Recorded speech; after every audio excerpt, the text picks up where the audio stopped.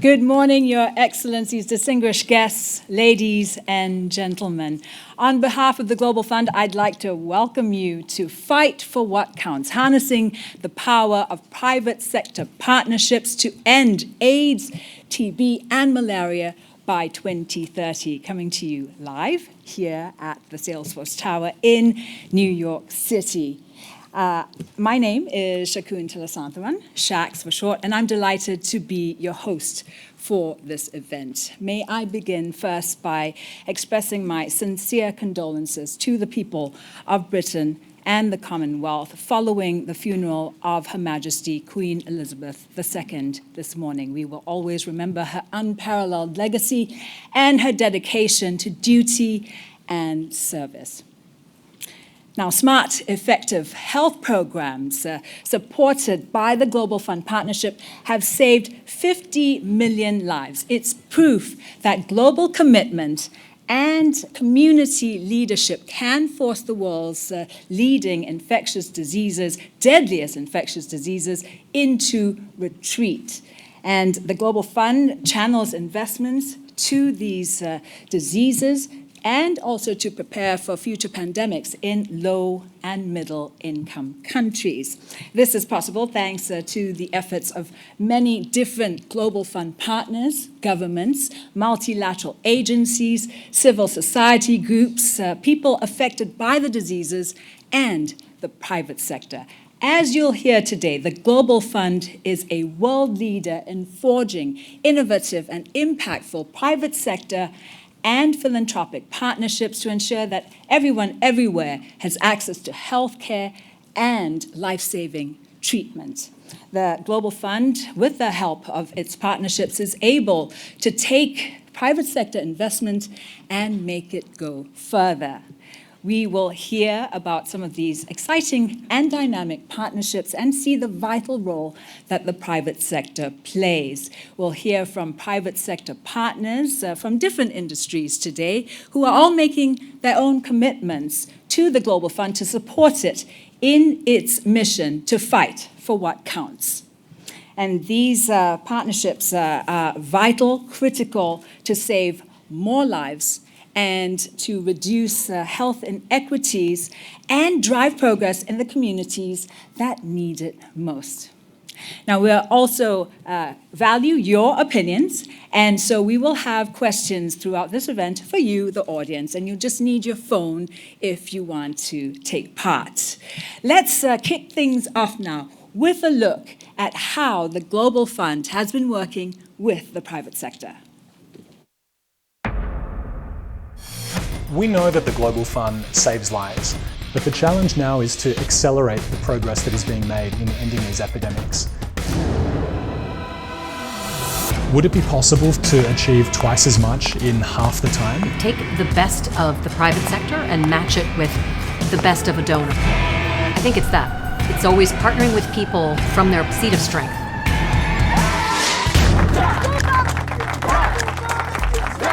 Zenesis is partnered with the Global Fund because of our shared values and because every step of the next phase of the fight must be data-driven and smarter than ever.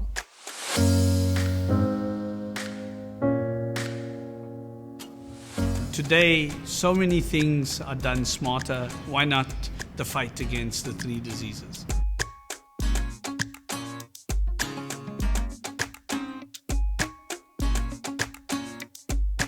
What we bring to this partnership is long-standing expertise in digital technology. The Global Fund and Microsoft came together based on the conviction that technology and innovation can play an important role in improving global access to quality care. The fight will not be won unless the private sector continues with the innovation drive. It's an investment in sustainable development. It makes good business sense to support healthier communities today and to protect them against future health risks.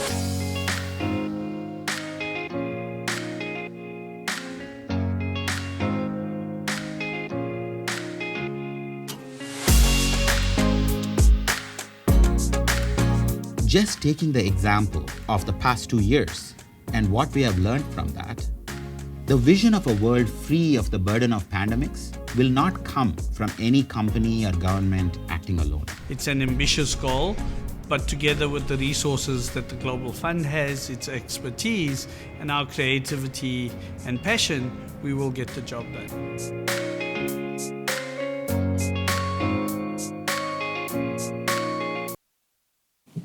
It is now my pleasure to introduce to the stage Rob Acker, CEO of Salesforce.org, our hosts for today's event. Welcome, Rob.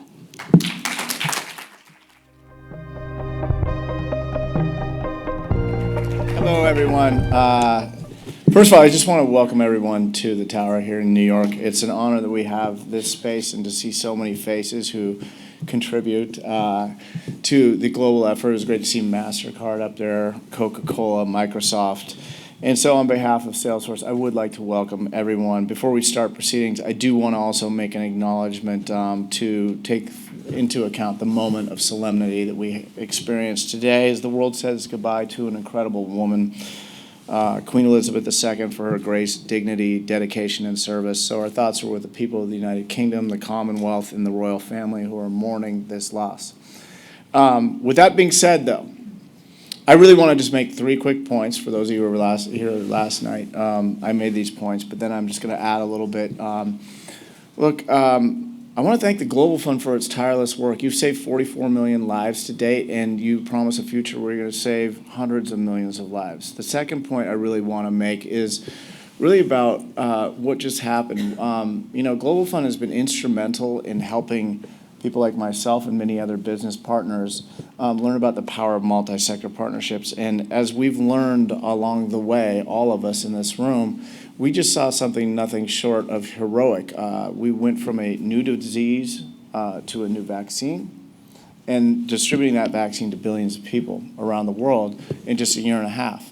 Now, that is an extraordinary moonshot, and it's weird. We live in this age of enlightenment, but sometimes when you look at the news media, you'd believe that we're living in a time of the fall of the Roman Empire. But the reality is we're achieving extraordinary things.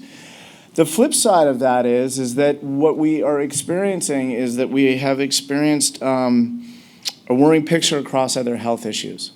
We've seen a rise in mental health. We've seen an increase in cardiovascular deaths. We saw people not being able to get access to cancer treatment services.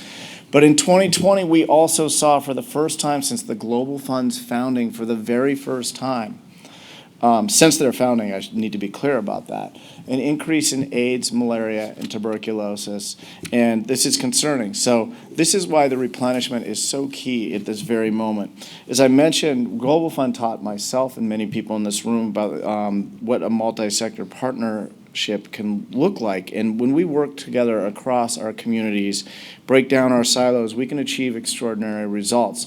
And it's been instrumental in educating myself that business only can thrive when we reduce the inequities of society, and that includes health inequity.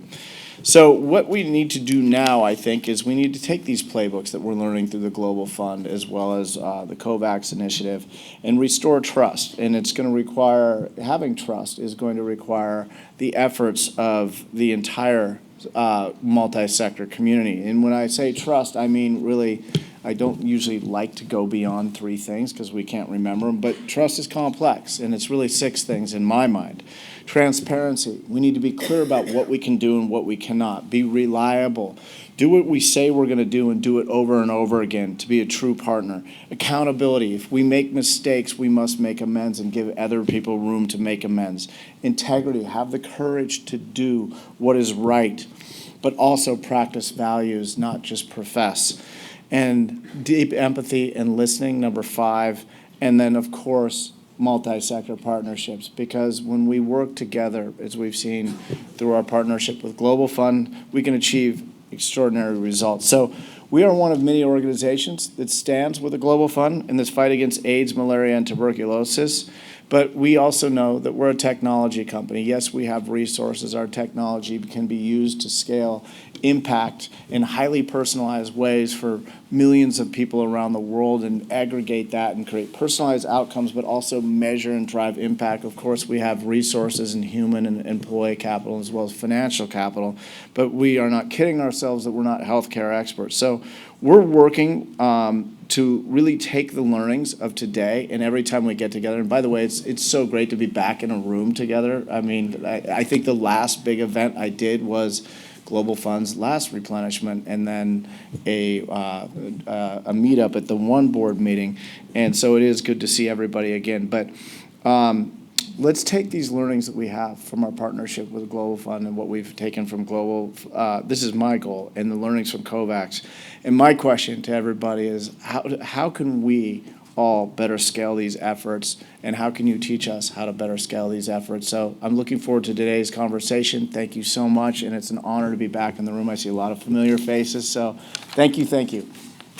Back to you.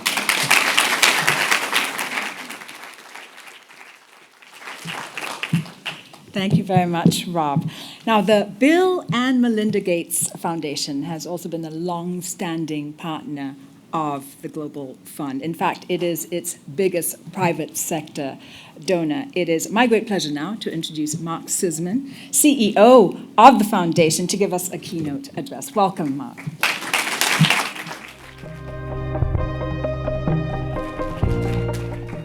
Thank you so much, and thank you to Rob for those kind remarks and for hosting us in this amazing building. And it is amazing to be able to be in person again after so long and for such an important moment. The Global Fund replenishment at some level is a deeply personal thing for me because I was a young UN staffer in the very early 2000s under the then Secretary Generalship of Kofi Annan, who was its first patron, when this little idea came into being, and this funny institution called the Bill and Melinda Gates Foundation, which I never thought I would become part of, let alone the CEO, was part of coming together and saying we can do something fundamentally different that does bring together the public sector, the private sector, governments, north and south together to address problems that people think are deeply intractable and actually take action, get real solutions, and get real results. And year after year, that's what the Global Fund has done. Real, measurable results measured in terms of lives saved. My boss, Bill Gates, has called it one of the best and kindest things people have ever done for one another. It's also, quite literally, one of the very best investments that the Gates Foundation has ever made in anything, and especially in global health. Just updating Rob's numbers, I think the latest Global Fund report shows that lives saved is up to 50 million. We tend to get a bit jaded by those numbers. Millions, 50 million lives saved over the last 2 decades is an amazing tribute to the collaboration and the partnership and the commitment and dedication of so many people around the world. And the private sector has been fundamentally essential to that success. To date, private sector partners, like so many of you, have contributed over $3.9 billion to the Global Fund and has also provided valuable expertise to maximize the impact of those investments. Because it's important to realize the private sector contributes much, much more than just funding. It drives innovation, methods of delivering health products to people who need them most, tackling complex problems, ensuring we have the right financing and fundraising mechanisms to rise to the challenges before us. One of the best well-known initiatives is RED, which Salesforce is a leading contributor to, and many others who are in the room. And so we have so many partners who actually use and lend their iconic brands to raise money for the Global Fund, while also keeping global health issues top of mind among consumers. Perhaps less well known is how the Global Fund, driven by private sector initiatives, quickly mobilized during COVID-19 to help maintain essential HIV, TB, and malaria services, while also combating the pandemic using the expertise it has in procurement and distribution in critical areas like oxygen, saving many, many more lives. During the COVID pandemic, this initiative that leveraged Coca-Cola's expertise and network helped catalyze local production of personal protective equipment and targeted communications on COVID-19 as well. The project also supported partners across the supply chain to ensure critical medicines were available to all people during the pandemic. In fact, COVID-19 made it clear we need the Global Fund more than ever. Because despite those 2 decades of progress, those lives saved in HIV, TB, and malaria, we know, and our Goalkeepers report, the Gates Foundation's annual Goalkeepers report, which came out last week, showed depressingly we've also been through unprecedented setbacks in the last 2 years. We've seen the first stalling of what had been 2 decades of pretty unrelenting progress. And that's due to disruption of health systems, lack of access to treatment and care. The overall health equity gap has widened, disproportionately harming the most vulnerable communities, particularly in low and middle income countries. We simply cannot afford to prioritize pandemic preparedness over health equity or vice versa. But we don't have to. The tools the world develops to fight today's health threats are the same tools we need to fight future viruses. By building resilient global health systems with Global Fund support, we can save lives while creating a world where everyone has the chance to live a healthy life and reach their full potential. This, the Global Fund's 7th replenishment, is the private sector's opportunity to rise to that challenge, to take bold action, and our foundation is committed to encouraging and supporting those private sector commitments. So later this week, our co-chair, Bill Gates, will announce our full pledge to the Global Fund replenishment, at the moment being hosted by President Biden. But I'm thrilled to share with you today that, as with years past, a portion of our pledge will be eligible for matches from the private sector. This year, we will commit $100 million of that total for matching pledges from the private sector. Over past replenishment cycles,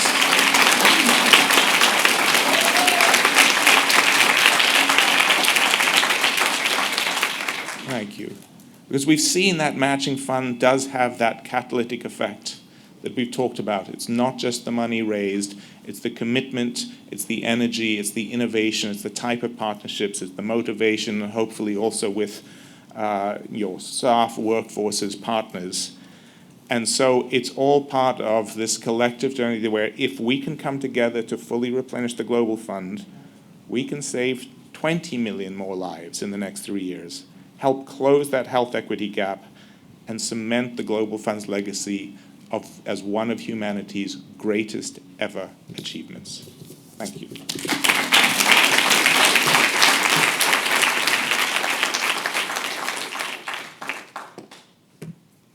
Thank you very much indeed, Mark.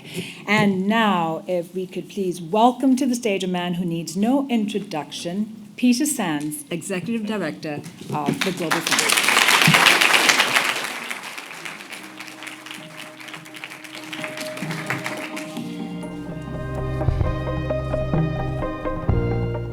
I do want to start by acknowledging that, as anybody who has a TV screen will know, that this is a rather extraordinary, rather sad, rather momentous day.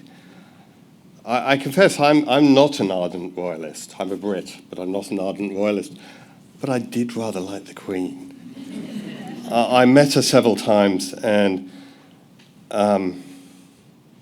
she had an extraordinary sense of service, of duty, of compassion.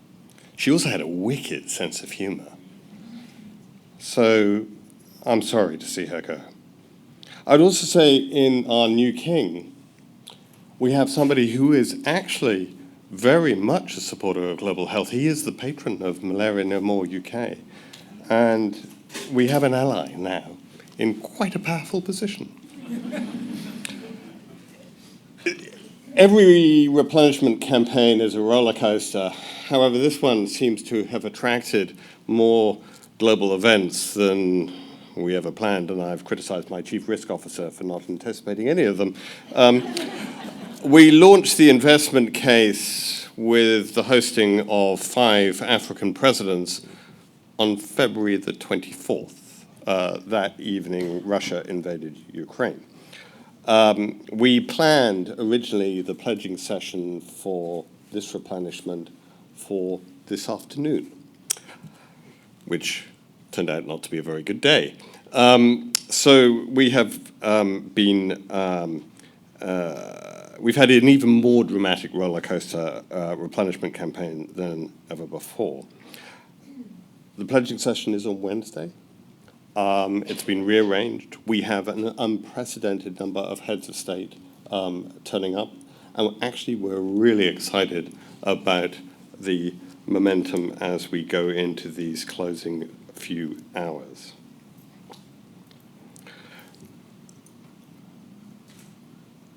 But we need to succeed because we have been knocked backwards by COVID-19, and we're in a world where conflict, food and hunger crisis, climate change-related events are just making everything harder, and particularly for the poorest and most marginalized in the world. And it's all the more reason that we need all of you, because only part of this can be solved with money. Now, don't get me wrong, we absolutely want your money.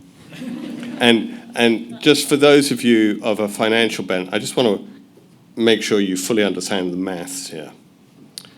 You have Mark offering a match through the Bill Melinda Gates Foundation, so take that to your finance director. But B, Atul Gawande is here representing USG. USG is offering you 50 cents for every dollar on top.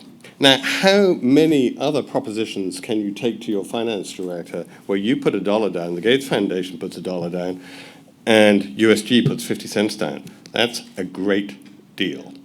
And now's the time, you know, most deals have a timestamp on them. Now's the time to grab that deal. So we do want your money, but also what we want your assets, your skills, your capabilities, your infrastructure, because what the private sector has is what so much of the world of global health lacks.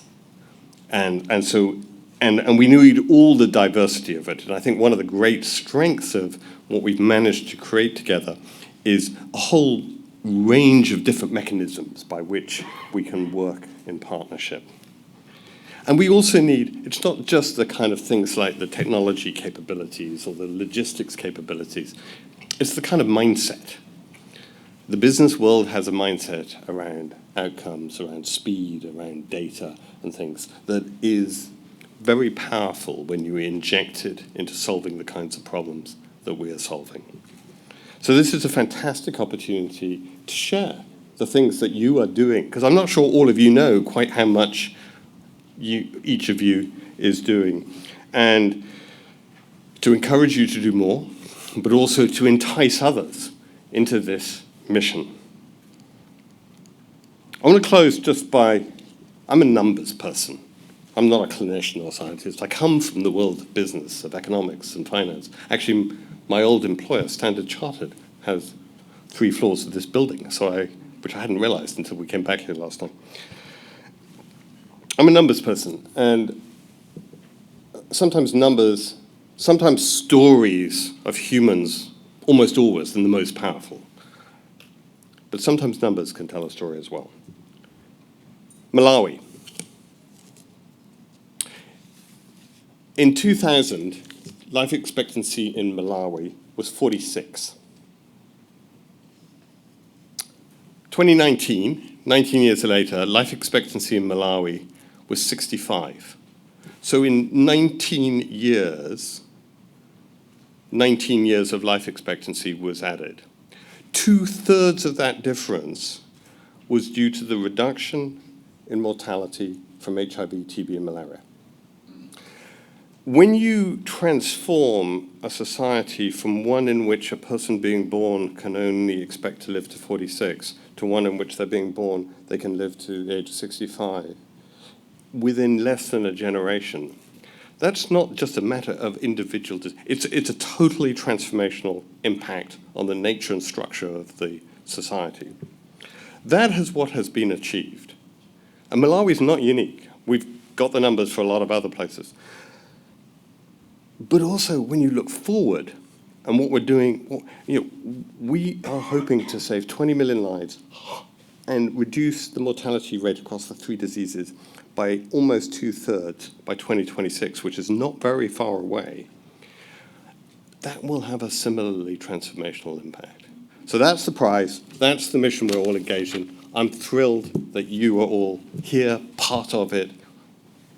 Let's do it. Thank you.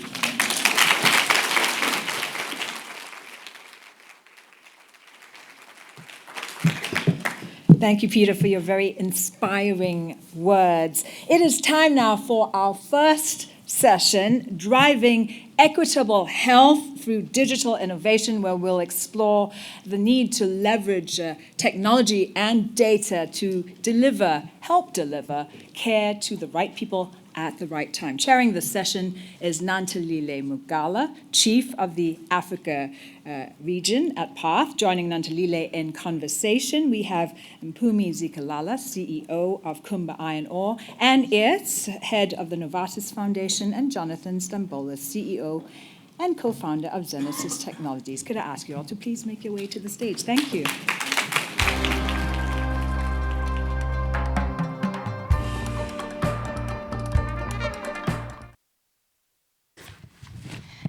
Good morning, everyone. I'm delighted to be able to moderate this session. My name is Nantalile Mugala, as I have been introduced. I'm Chief of Africa Region for PATH. For those of you that may not be familiar with PATH, we're actually a global team that is working to advance health equity through innovation and partnerships. So as you can imagine, this topic is very close to my heart. Now, PATH has been very proud to be a thought partner to the Global Fund as they outlined the concept of the Digital Health Impact Accelerator, an effort that in partnership with countries will catalyze the digital transformation of health systems. This transformation creates access to reliable health data, connects diverse systems, increases efficiency and transparency, and importantly, puts people at the center of health services. Over the years, the Global Fund has been the largest international funder of health management information systems. The Digital Health Impact Accelerator is yet another example of how the Global Fund and their partners have driven innovation that has not only drastically reduced the burden of the world's deadliest diseases, but that also increases the capacity and strength of health systems to guard against future threats. Through the Digital Health Impact Accelerator, Global Fund partners are committing to 15 million of financial support and nearly 25 million of investment of non-financial, technical, and capacity support to bring the right care to the right people at the right time. As we discuss the power of partnerships, I can think of almost no better example of cross-sectoral collaboration than in the case of digital health transformation. Allow me to introduce my distinguished panelists. I'm so pleased to be joined by a fantastic group of leaders, each of whom are supporting the Digital Health Impact Accelerator, and I'm looking forward to hearing their insights during our panel today. We have with us Anne Eerts, who is the head of the Novartis Foundation, an organization committed to transform the health of low-income populations by leveraging the power of data, digital technology, and artificial intelligence to reimagine health and care around the world. We also have with us Jonathan Stambolis, who is the co-founder and chief executive officer of Zenesis, a Silicon Valley startup that helps governments harness the power of big data and artificial intelligence to transform the delivery of healthcare and humanitarian aid. And lastly, but indeed not the least, we have Mpumi Zikalala, the CEO of Kumba Iron Ore, a mining company in South Africa, which is the fourth largest iron ore producer in the world and the largest in Africa. She leads a company that continues to collaborate with the government and with the Global Fund to bring health solutions to the communities who need them the most. I'd like to kick off this discussion with a question from Mpumi. Mpumi, Anglo American has a long history with the Global Fund, both as a donor and a member of the Global Fund Board. HIV and TB particularly have been important priorities for the company.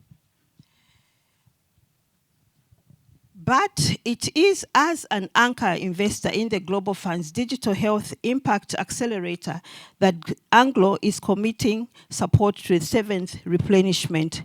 Can you tell us why the fund attracted Anglo's support?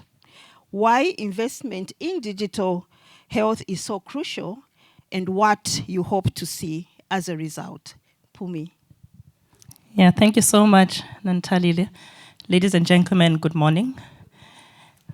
Oh, that's wonderful.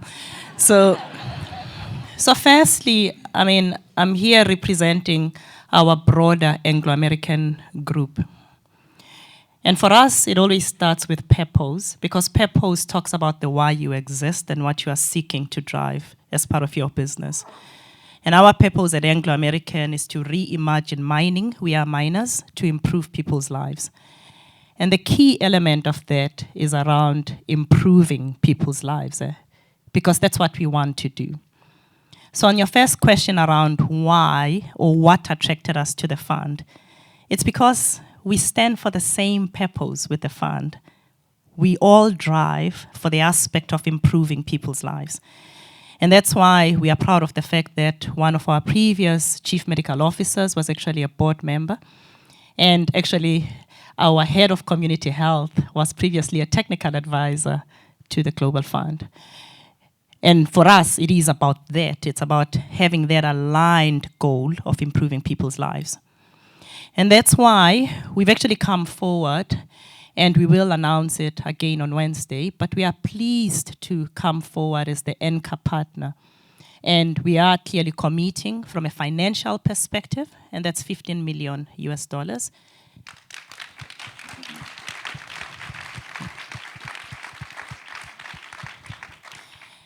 But I've got to say that I think we all know that it's not just numbers or financial contribution.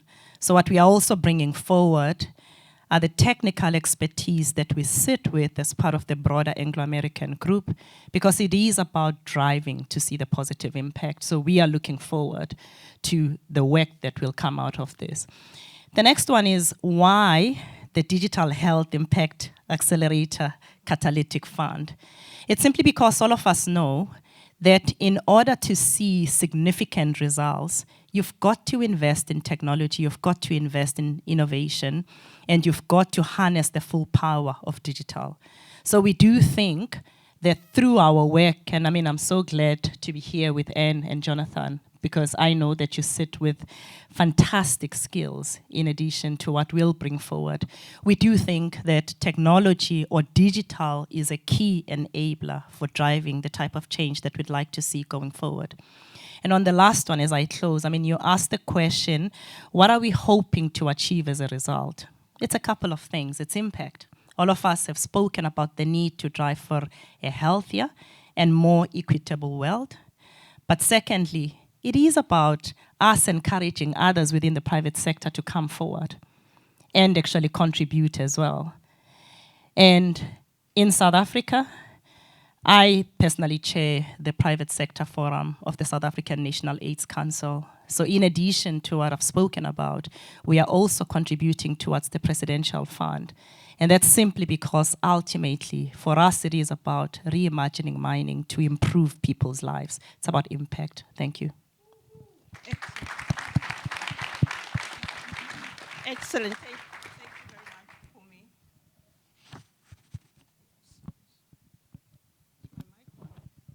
Thank you very much, Pumi. Indeed, it's not just about numbers. I think very important about the technical expertise that is actually also brought to the table in order for us to make an impact. Thank you. Now, a question for you, Anne. The Novartis Foundation aims to improve the health of low-income populations by working to reach poor and marginalized people with data and health tech solutions. Can you tell us more about this and how you will support the Global Fund's digital health agenda? Thank you so much, and congratulations again, Pumi, and good morning, everyone, as well. So what better opportunity do we have than the fact that we live in a digital era today? We can really reimagine the way we deliver health and care around the world. We can use data, digital technology, and artificial intelligence to change our health systems from being these reactive care systems that wait for people to get sick to become proactive, predictive, and ultimately preventive so that they can keep their populations healthy and become true health systems. So through the Novartis Foundation Health Tech Hub Africa, located in the Norsken House in Kigali, Rwanda, we will support the Digital Health Impact Accelerator of the Global Fund with a platform to build institutional entrepreneurial business skills for the 30, 40 startups we house in that health tech hub. And we will also support the Global Fund's efforts to scale those solutions through the public health systems, because we work together with these partners, with the Global Fund and many other partners in Rwanda, and the Ministry of Health and the Ministry of Innovation are driving this. We built a blueprint for fast-track rollout of health tech solutions in the public health system of Rwanda. And that blueprint will serve for many other African countries to make sure that these fantastic innovations from the local African innovators housed in the Health Tech Hub Africa get to the people who really need it. Only by working together with startups, with public-private partners from different disciplines, can we make our health systems really the health systems that will be resilient enough to face the next crisis, but also to respond to the current global health challenges we have in a holistic way, whether that's the unfinished agenda of HIV, malaria, and TB, or if it's the rising tide of chronic diseases like heart diseases and cancer. We really have to do this together to make sure everybody gets equitable access to quality care. Otherwise, we won't be able to reach universal health coverage for everyone. So let's do this together. Thank you. Thank you very much, Anne, and thank you for sharing what you have done in Rwanda. And absolutely correct. There's a lot of learnings that actually can be replicated elsewhere for us to achieve the impact that we desire. And thank you very much for sharing. Now, Jonathan, we have heard from other speakers about the importance of investing to accelerate digital health. But we know it is going to take more than finance, and I think Pumi alluded to this very ably. The technical expertise, capabilities, and entrepreneurial spirit of SMEs are going to be vital. Can you tell us why and how Zenesis and others are contributing to the Digital Health Impact Accelerator Fund? Absolutely. Thank you. Well, anybody who was here yesterday heard some pretty extraordinary statistics about what finance can do to save lives from AIDS, TB, and malaria.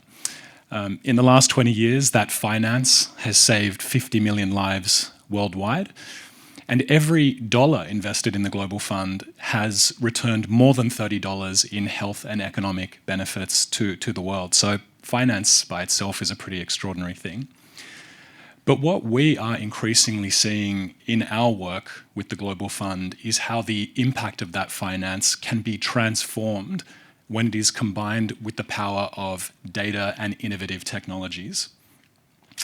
Time and again, we are seeing Global Fund programs achieve in months what would otherwise take them years to accomplish when they use our software. But delivering healthcare in a truly data-driven way is easier said than done.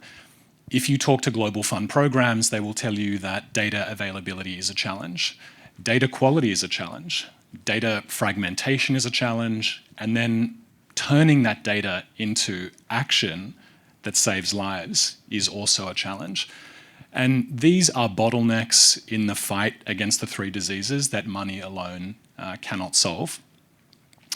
Now, today, a diverse range of private sector companies are stepping up, and they're going to make sure that Global Fund programs have the high quality data and innovative technologies that they need to drive the impact of their programs to the next level. I'm very excited to announce that Zenesis, the startup that I run, will be co-investing $5 million in the form of digital health technology and expertise to Global Fund programs.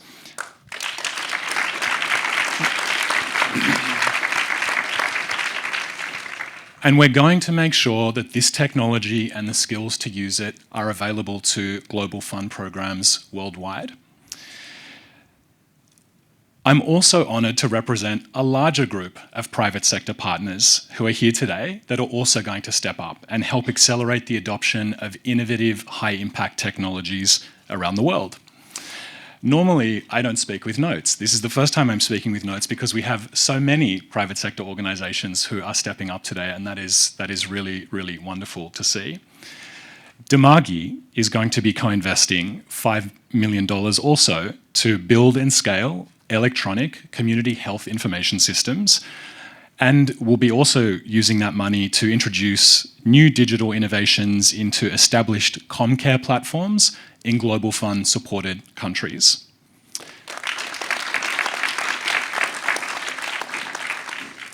Orange will be making a $5 million co-investment to help scale up its existing projects with the Global Fund in Morocco and Côte d'Ivoire, and to help support the HETA Alliance Initiative, an incredible initiative which aims to boost electrification across the African continent, starting in Sierra Leone.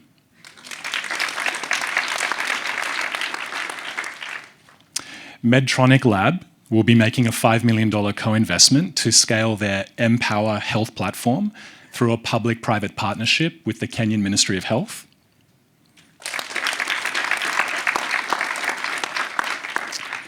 And Medic will be making a $3 million co-investment to scale up its community health toolkit to help countries create robust and holistic patient care records, which are so important to making sure that nobody falls through the cracks and nobody is left behind.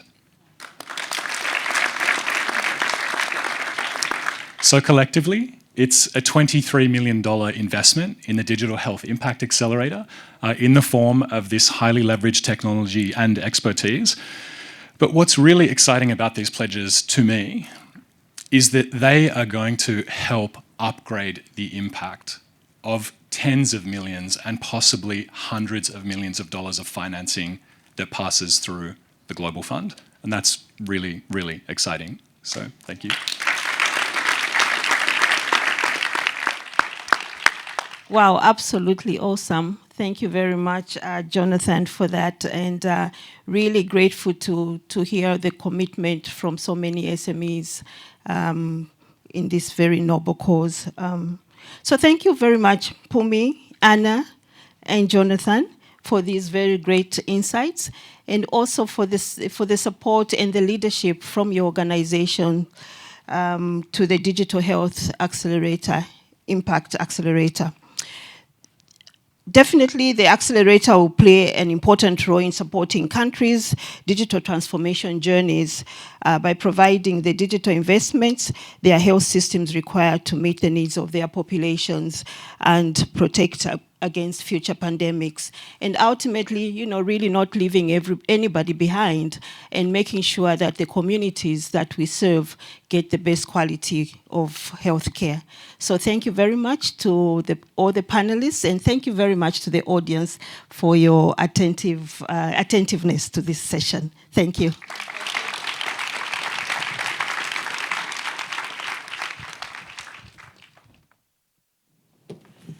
Thank you very much, Nantalile, for chairing this session, and to our guest speakers, Mpumi Zikalala, Ann Ertz, and Jonathan Stambolis.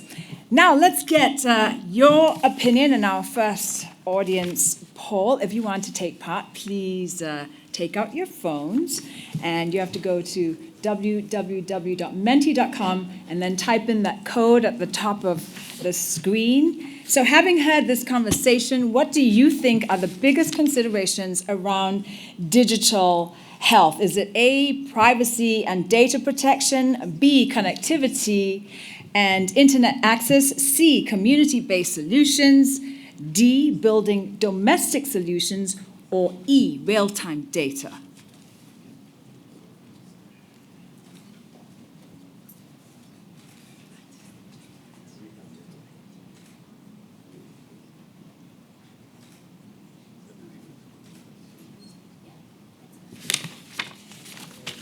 Getting real-time results here.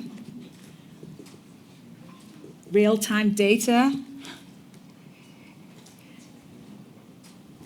being demonstrated right now.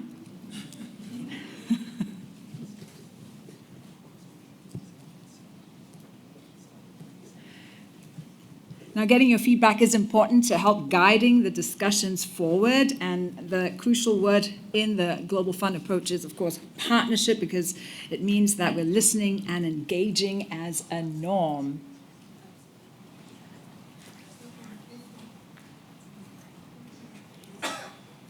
Again, there are no right answers here because all of these are important.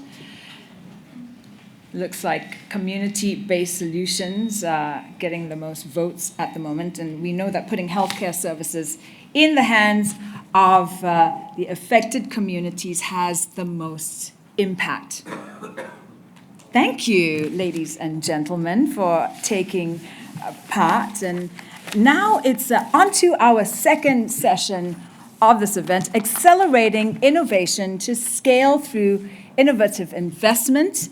We'll look at how investment across the value chain can accelerate equal access to more affordable products and bring healthcare to more people. For this session, I am pleased to welcome Zuhaira Yousafzai, CEO of Aliko Dangote Foundation. She'll host a conversation with Michael Anderson, CEO of MedAccess, and Martin Edlin, CEO of Malaria No More. Thank you. Please make your way to the stage.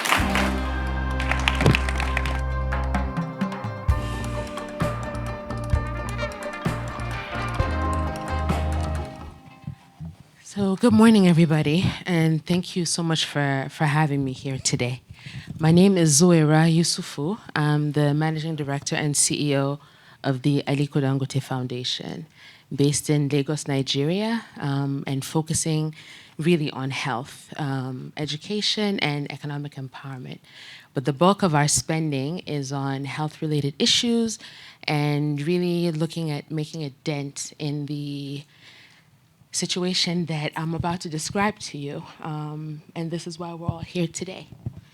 So Africa represents 16% of the global population, but with that 16%, we carry 23% of the global disease burden, and we only represent 1% of the global spending on health. So that's a problem. Only 48% of our spending is what our governments can afford to cover.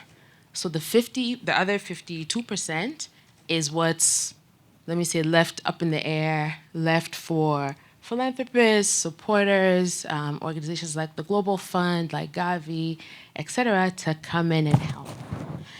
Now, if we don't do this, the reality is that half of the people then who are sick will either die or will just, they will just be sick and literally die. Now, every disease obviously doesn't end with death, but just the statistics that Peter Sands was saying earlier about Malawi really struck me.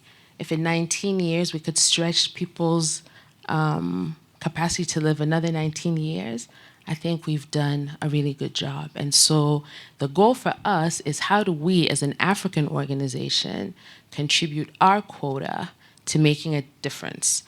So we do a lot of things in Nigeria related to the 3 diseases that we're dealing with today. The biggest one is the work that we do on malaria and HIV/AIDS. Now, Nigeria is one of those countries, as all of you who work at the Global Fund know, that we're supposed to graduate off of the Global Fund funding, and eventually we will.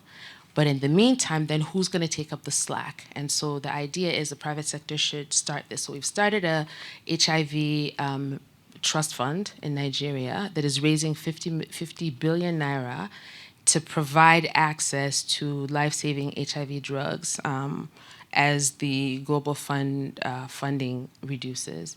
My boss, Aliko Dangote, is also a member of the Global End Malaria Council. We just launched the Nigeria End Malaria Council. And so a lot of our spending is around how do we make a difference in malaria. So enough about me.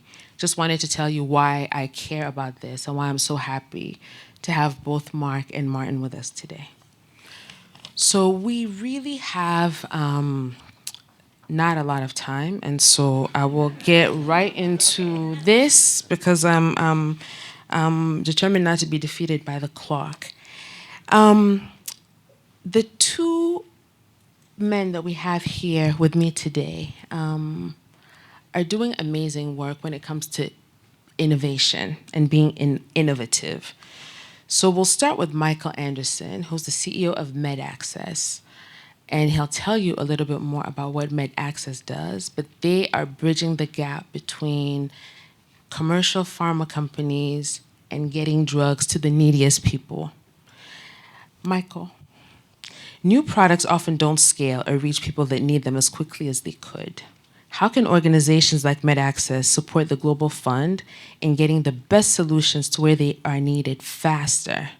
Do you think there are ways that your approach can incentivize more local manufacturing and more diversity in supply?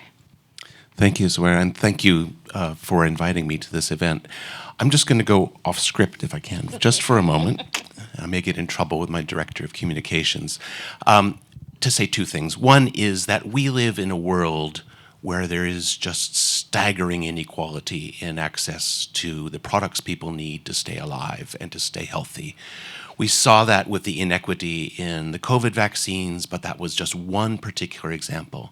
In fact, the WHO estimates there are 2 billion people who do not have access to the essential products they need to stay healthy. And we've grown, all of us have grown accustomed to this, like the proverbial frogs in the boiling water. So when in the United States there's a shortage of infant formula, whole government kicks into gear, it's headline news, it just takes over the media cycle because it's a huge thing. That kind of routine shortage of products happens on a day-to-day basis in many, many countries around the world, and we've just grown accustomed to it. Against that, the Global Fund is probably the most powerful vehicle in the world to address that challenge. And again, you know, not to be the frogs in the boiling water, it's really worth paying attention to what we're all doing here today. This is a really, really impressive partnership of governments from all kinds and private sector. And you think of this kind of achievement for lasting as long as the Global Fund has, would have been inconceivable in the late 50s, say.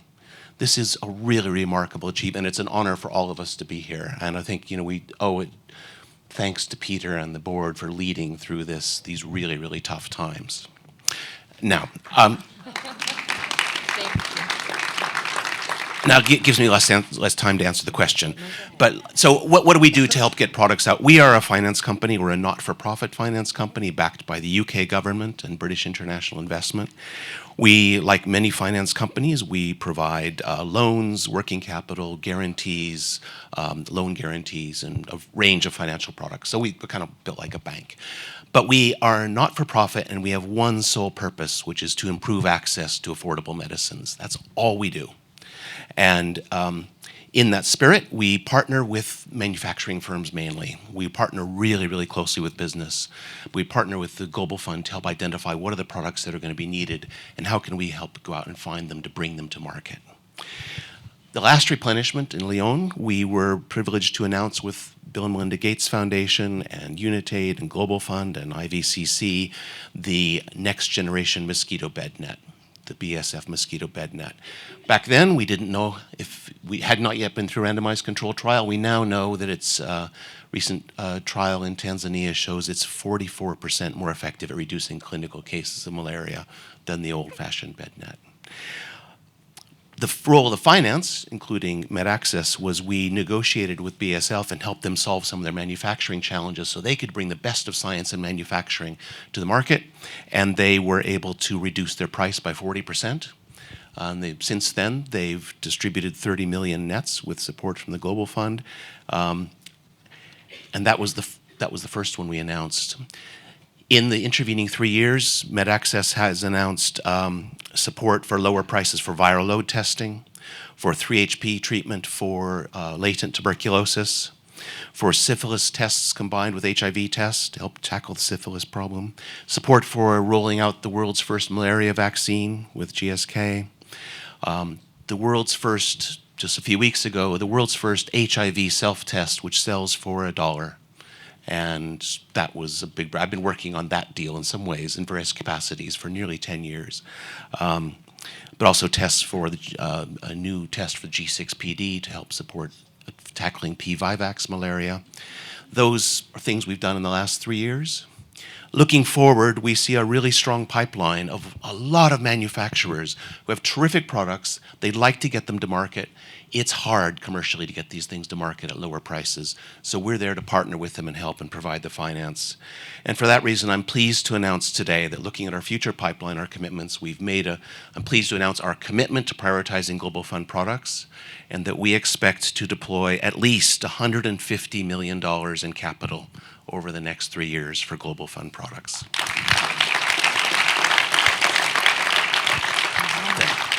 That $150 million will be to help secure price and volume guarantees.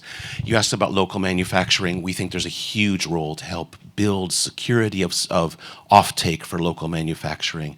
There are lots of finance institutions around to help make the investment to build the capital. But as we saw with Aspen producing their COVID vaccines, we also have to make sure that it's going to go into the market and give companies the assurance that there's a market there. So that's where we look to help. Thank you. Thank you so much, Mark. That was great. And thank you for the $150 million.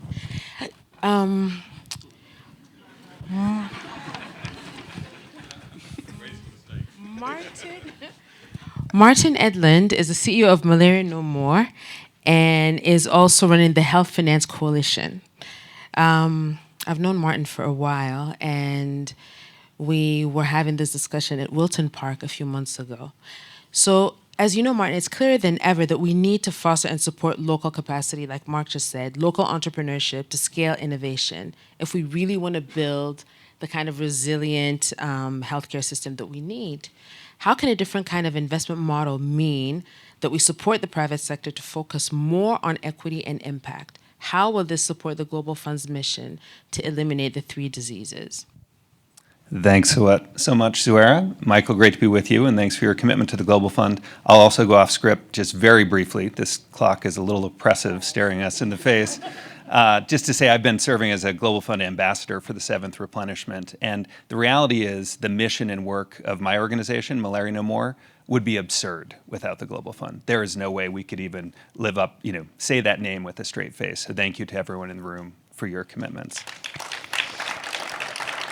So what Zuera started this panel talking about is the gap between our ambitions for health in Africa and the means we have to achieve them. And it's a huge gap. The UN estimates that it's about $66 billion per year to fulfill the need in sub-Saharan Africa. So we're at risk, really, of the SDGs becoming the unsustainable development goals if we can't begin to close that gap. And so our belief at the Health Finance Coalition is that if ever there was a moment for private capital to play a role alongside the major donor partners like the Global Fund, this is that moment. So we convened a group called the Health Finance Coalition. Many of you in the room, I won't run through the list because it would take half my time, are a part of that group. It was convened by Ray Chambers, our founder, who also invented the leverage buyout. So he knows a thing or two about innovative use of capital. Our belief is that private capital can help us achieve public health goals. And the way we do that, we think, is by taking what we call a capital stack approach. You need to get government spending as the foundation, working with donor spending, working with concessional debt, and then bring private return-seeking capital alongside that. And I don't just mean directionally in the sector of health, I mean bringing them into common structures and common deals, de-risking and crowding in private capital to make that happen. So we started 2.5 years ago, right before the onset of COVID. And our approach has been, let's not just talk about this. You know, there are lots of impact investing conferences and places you can talk. Let's do it. Let's put deals on the table. Let's show a path to scale, because one of the big challenges is everything's so subscale. You know, we talk about these big numbers, and then we announce these tiny facilities that take 10 years to do. And so we need to start to close that gap. So we started by doing a loan guarantee facility. We worked with the US government. We worked with Don and Ben, thank you very much, the Skoll Foundation, Naveen, and the Rockefeller Foundation to backstop loans to 5,000 frontline private clinics that were at risk of closing their doors in the context of COVID. We called that the Open Doors African Private Health Initiative. And today, I'm excited to share with you all that our next big project is very soon coming to fruition. We're building something called the Transform Health Fund. The idea of this is to invest in the scaling of transformative innovations in primary health care and supply chain, two of the critical capacities that affect all the goals that we have as the Global Fund. We are doing three things within that target $100 million fund that we think enable us to continue to invest where the need is greatest. You know, we've got to bring innovation, quality, and access to the bottom of the pyramid. If you actually look at impact investing, most of it is happening middle class and above in city centers. We really need to be looking at where the need is greatest. The first thing that we're doing is focusing on deal flow. There are not a lot of shovel-ready deals that are investable that are going to reach the bottom of the pyramid. So we have to invest in those. We've created something called a deal construction capacity. So skilled professionals who can work hand in hand with entrepreneurs in Africa to get them ready to take investment, to help them de-risk, help them think about their scaling plans so they can receive private investment. And thanks again to Skoll and Rockefeller for supporting that work. The second thing you need to do is lower the cost of capital. And so we're bringing catalytic and commercial capital together to make it affordable to invest in these frontline businesses that help the bottom of the pyramid. The last thing we need to do is crowd in non-dilutive grant capital alongside these private sector deals. So we have an MOU with the Global Fund, and that's a big part of our partnership. I see 10 seconds, so I will stop there. Thank you very much. And thank you all for listening to us. I think we're here. We will continue the discussion. It's hard to say all this in 15 minutes, but I think they did a great job. That's why we only got 2 panelists.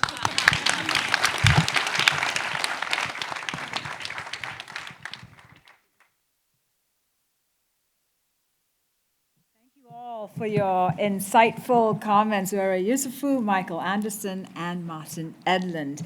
So we've been hearing from some of our private sector partners, but one voice that must be at the center of private sector collaboration is civil society. And here to represent that vital voice today, we have Sibu Sibaka, who is a Global Fund advocate from South Africa, who is a passionate activist for the rights of adolescent girls and young women. Please welcome Sibu Sibaka.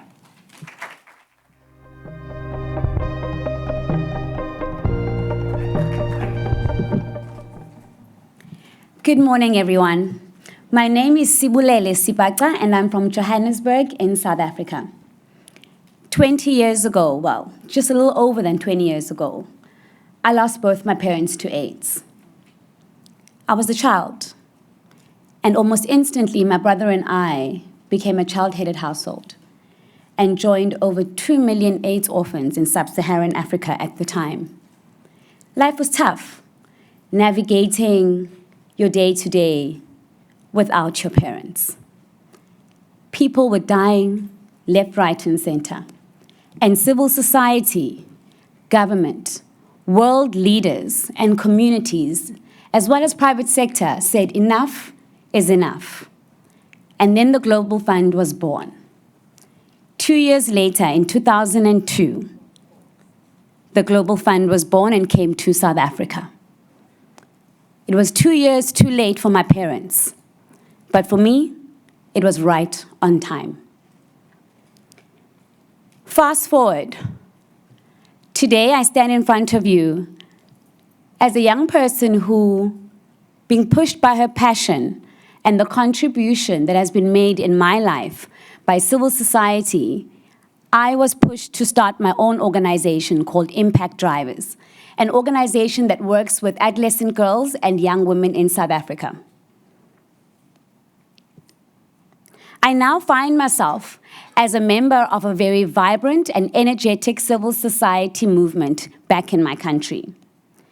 Civil society has been very important for the work of the Global Fund in a number of ways. One, locally, because civil society is responsible to represent the voices of people coming from communities and making sure that their needs are met.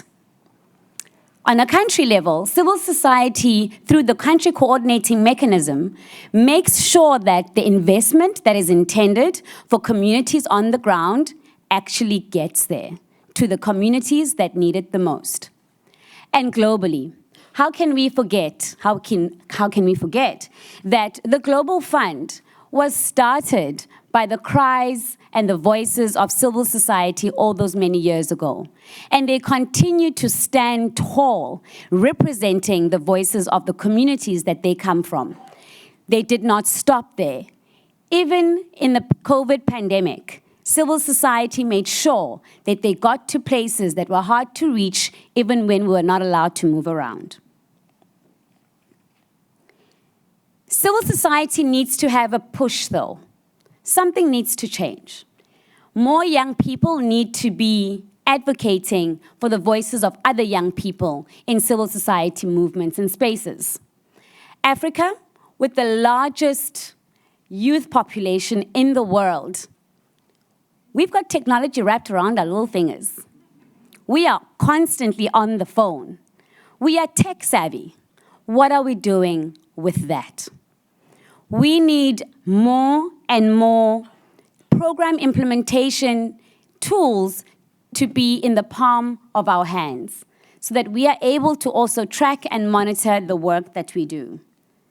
So Jonathan from Genesis, thank you so much to you and your co-investors for the $23 million. If you ever need to know what would work best for us, I'm here to let you know. We are here for you to make sure that the right information, the right digital health information is available for us to access online.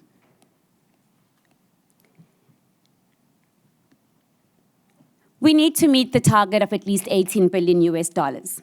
This target is not just the responsibility of private sector and civil society, but it is the responsibility of everybody.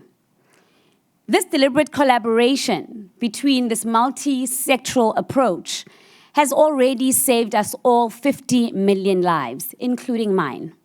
Now it's time to save 20 million more. Today, I want to assure you that youthful voices are here, and we want to be part of the solution that bends the curve. In closing, young people from civil society sector in South Africa asked me to tell you this. We are too Gen Z to die from treatable and preventable diseases like HIV, TB, and malaria. So world, what are you going to do? Thank you.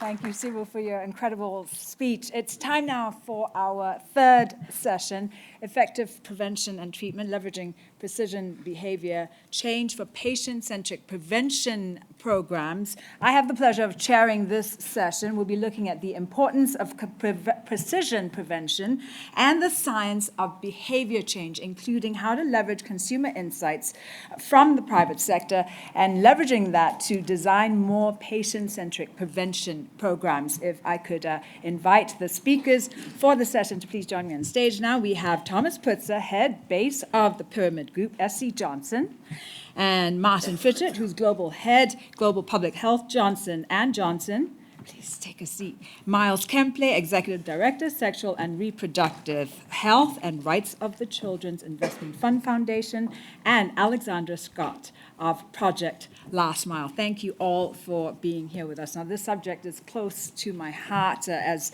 an experience as a journalist, the role of communications and reaching people. Over the last few years, we've all learned more about pandemics than we might perhaps have wanted to. One message that has stood out is that behavior is a critical driver of disease, whether it's preventing disease or how you react when you have a disease, to the importance of adhering to a treatment. We also know that prevention is way more effective than the cure. So if we can disrupt transmission, we will reduce the impact of a disease almost exponentially, and this applies to AIDS, TB, malaria, as it does to COVID-19. So getting the right information to the right people is vital. We all know that how people access information is really changing now. We've got social media and web-based sources that are taking over traditional forms of information flow. So we have to change how we get information to people and how we influence them in changing their behavior. Now, we can all learn from other people. And in this panel, we will learn how the private sector experience and models of consumer behavior can provide innovations in influencing people to make the right decisions, in empowering them to make better decisions for their health, and putting the patient at the center of managing their own healthcare. We'll also hear how this precision approach to reaching the people we need to reach will be critically important to driving success in the future. All our panel members are or will be working closely with the Global Fund to drive impact, leveraging their own consumer insights and technological know-how, and they will speak to the importance of prevention in the fight against eliminating disease. Thank you all for being here with us. Tom, if I could start with you, please. S.C. Johnson has over 60 years of experience in entomology. That's the study of insects. You host one of the world's largest privately funded urban centers of entomology, and you also clearly know how to build consumer brands. S.C. Johnson in June announced a new partnership with the Global Fund to leverage your technical know-how and expertise to protect families from insect-borne diseases like malaria. Please tell us how this will work in practice to drive government-led efforts to eliminate the disease. Thank you, Shax. So we're SC Johnson. We make products that many of you may have used, like Raid and Off and Bagon. We're a family company at work for a better world. It's not just a tagline. This partnership is, in a way, an embodiment of that, too. A key tenet of our work in this space is immersing ourselves in the lives of the people we're trying to serve so that we can best understand their behaviors, their priorities, what's important to them. This can range from tapping rubber trees with mobile workers in Myanmar, or our chairman serving as bait to catch mosquitoes as part of human landing catch in endemic areas.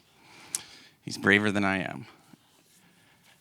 A few years back, I had the opportunity to live with a family in a rural Ghanaian village for a few months.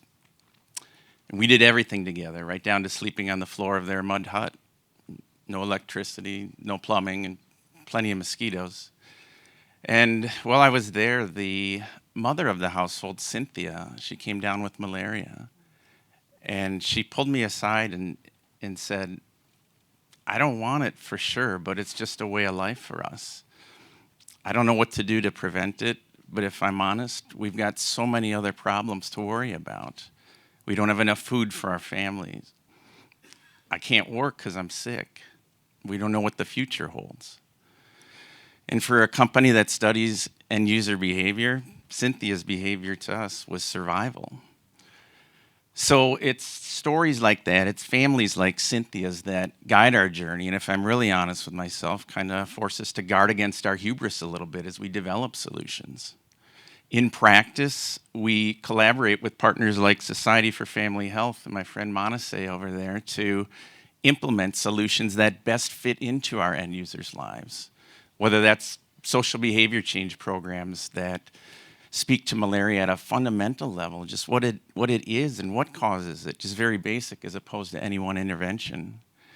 And to really push the boundaries of this for us, it's forced us to create interventions that we hope require almost no behavior change at all, that fit seamlessly into our lives. Something like spatial repellents, where you just put it in a space, it works, you don't even think about it, in clinical trials right now.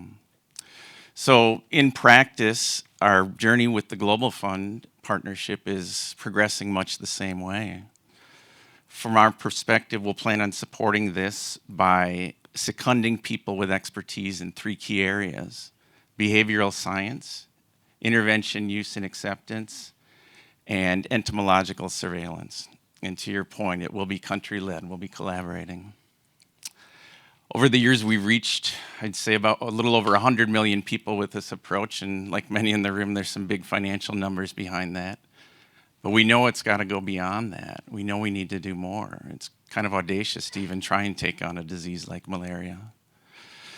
For us, we hope that if we allow the people that are afflicted by this disease to guide us with their priorities, with their behaviors, with how they live their lives, we have the opportunity to create sustainable solutions that ultimately accelerate the end of malaria. Thank you, Tom.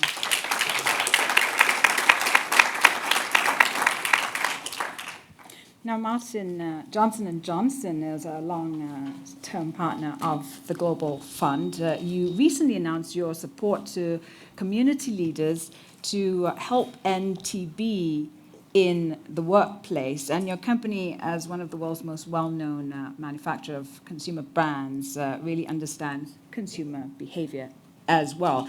You brought this expertise to help find missing cases of TB in Indonesia, among other things. Please tell us more about how you're working with the Global Fund. Thank you very much, Shax. And as this is about partnerships, I just wanted to shed a few minutes on our partnership, Peter, with the Global Fund, which we're extraordinarily proud of because it's actually quite multidimensional. So firstly, we're delighted to commit $50 million, Peter, to the replenishment, which will go towards the Africa Frontline First Catalytic Fund, which is committed with many partners in 10 African countries to create a sustainable workforce of 200,000 frontline and healthcare workers. So we're incredibly excited about that. So, but our relationship goes far beyond the donor. What we think about very carefully at J&J is what can we bring uniquely to the table that we do quite well, because we don't do everything nearly half as well as many of the people in this room. But what do we do well that we could bring to the table with everybody's efforts and partnerships that can solve very complex problems? And I'll perhaps give 2 examples. So the first is innovation and R&D, and the second is the behavioral insights and customer insights. I think R&D is worth mentioning because it's extraordinarily important. We are an innovation-based healthcare company. We have 3 sectors: pharmaceuticals, devices, and consumer. R&D is at the core of what we do in terms of developing evidence.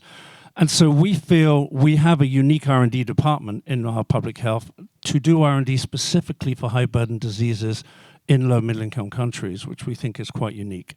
So, for example, partnering with the Global Fund, Stop TB, USAID, Government of South Africa, WHO, many other governments, since we launched bedaquiline, which was the first new TB drug in 50 years in 2012, actually without one sales rep or any commercial infrastructure per se, we are now in 75% of all MDR TB regimens because of the innovative power of a very good regimen or product.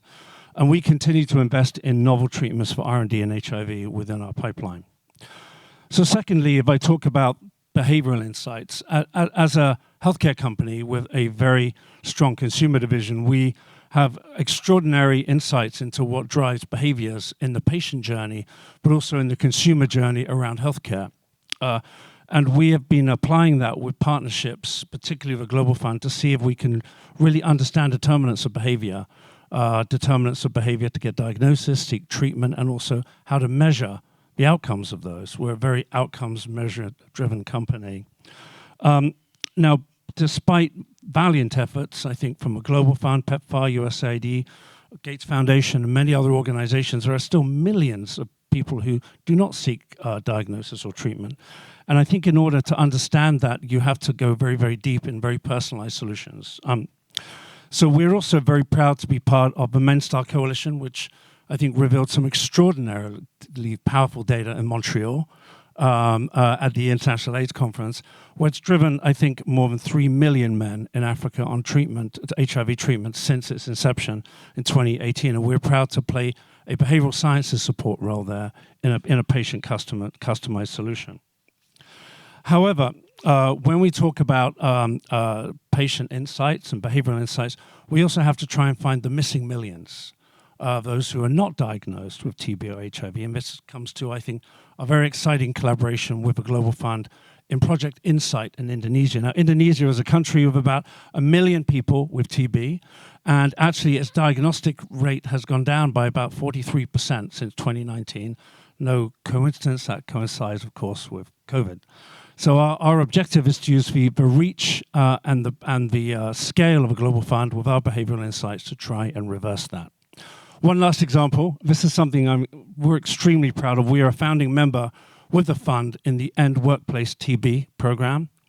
Now, this is extraordinary in terms of private partnerships because we now have 40 companies in the program, 48, and 40 of those companies never engaged in any TB programs before. So it's bringing companies into the concept of public health, and that's over 4 million direct employees under those companies, and untold millions more in supply chains and in families, where we have the opportunity working with Stop TB and the fund in driving healthier behaviors at work. So we also hope many of you here will also join that coalition. So there's far more to be done, but we're extremely proud of our partnerships with the fund and many other partners in this room. And particularly, Peter, just congratulations to the extraordinary impact of the fund in lives improved and lives saved. Thank you. Thank you, Martin. Now, Miles, your foundation, the Children's Investment Fund Foundation, has been working with the Global Fund for several years now, and you recently partnered or announced an exciting new partnership to scale PrEP, which is a cocktail of preventative drugs taken by HIV-negative people to reduce the risk of infection. Please tell us why you're working with the Global Fund on this partnership and how important is precision in your approach to reaching the right people. Yes, thank you very much. For those of you that were with us yesterday, which was a brilliant day, you will have heard SIF's founder, Sir Chris Hone, describing his daughter, who said how much he's a loving father but a ruthless businessman. I'd add he's a pretty hard-nosed philanthropist as well, and keeps us on our toes. What Chris said is we have a moral imperative to act, and we are making a commitment of $33 million to the Global Fund for HIV prevention. And this is a 30% increase and reflects how impatient we are to see a day where no other person is infected with an entirely preventable illness. Thanks to brilliant science, public-private partnership, we now have a suite of tools that are highly effective at preventing HIV. PrEP and post-exposure prophylaxis are potentially vital to bend the curve on new infections. But we have our work cut out. The HIV community estimate that we need 10 million people reached with PrEP. That is 5 times where we are today. And this scale is at the same time that we need to make every dollar work harder. And this is why precision matters so much. More choices does not necessarily mean more access, more equity, or more impact. And this is what SIF and Chris cares about deeply. The importance of precision cannot be overstated. It is at the heart of cost effectiveness, it's the heart of impact, it's at the heart of making HIV prevention a social justice movement by targeting those who need it the most, where they want it, and when they need it. And what does this mean in practice? Well, it's already been described, and there are more experts out there than there certainly are within SIF. Firstly, we have to understand the behavioral aspects of prevention. And this is where SIF will partner with the civil society, with private sector, because many of the solutions lie there. Second, it's about making sure that the right choices reach the right people. PrEP can be 3 times more cost effective with better targeting. In 2019, we made a commitment as part of MenStar to support HIV self-testing through the Global Fund. That work has scaled self-testing to millions, but at the heart of it has been the Global Fund's effort to inject performance management, data-led decision-making into their programming for HIV self-testing. We're delighted to be partnering with them over the next few years to do the same effort as we scale PrEP. And I want to take this opportunity to thank the Global Fund for their commitment to performance management and impact. Thank you.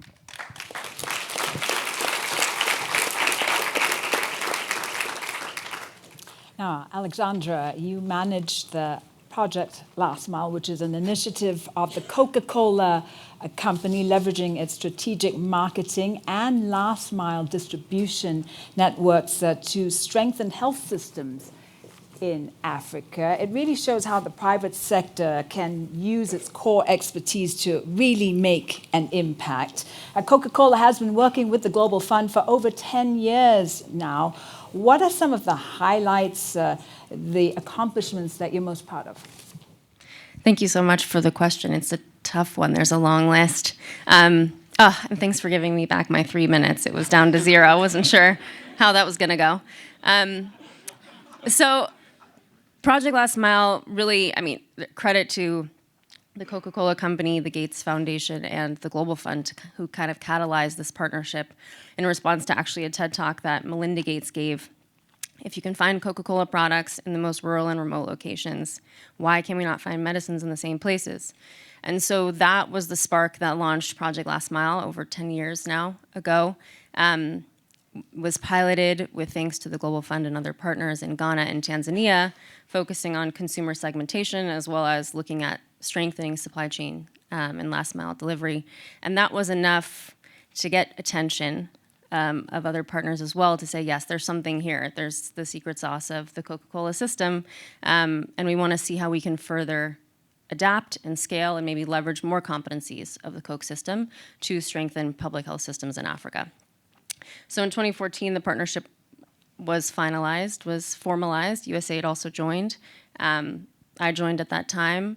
We didn't have any programs going. The pilots had ended. I spent my first few months in PLM with a desk at the central medical stores in Tanzania and a desk in the local bottling facility in Tanzania, back and forth studying the route to market approaches of the Coke system and understanding the central medical stores models and trying to figure out how can we continue to leverage what Coke does well and apply it, make it relevant.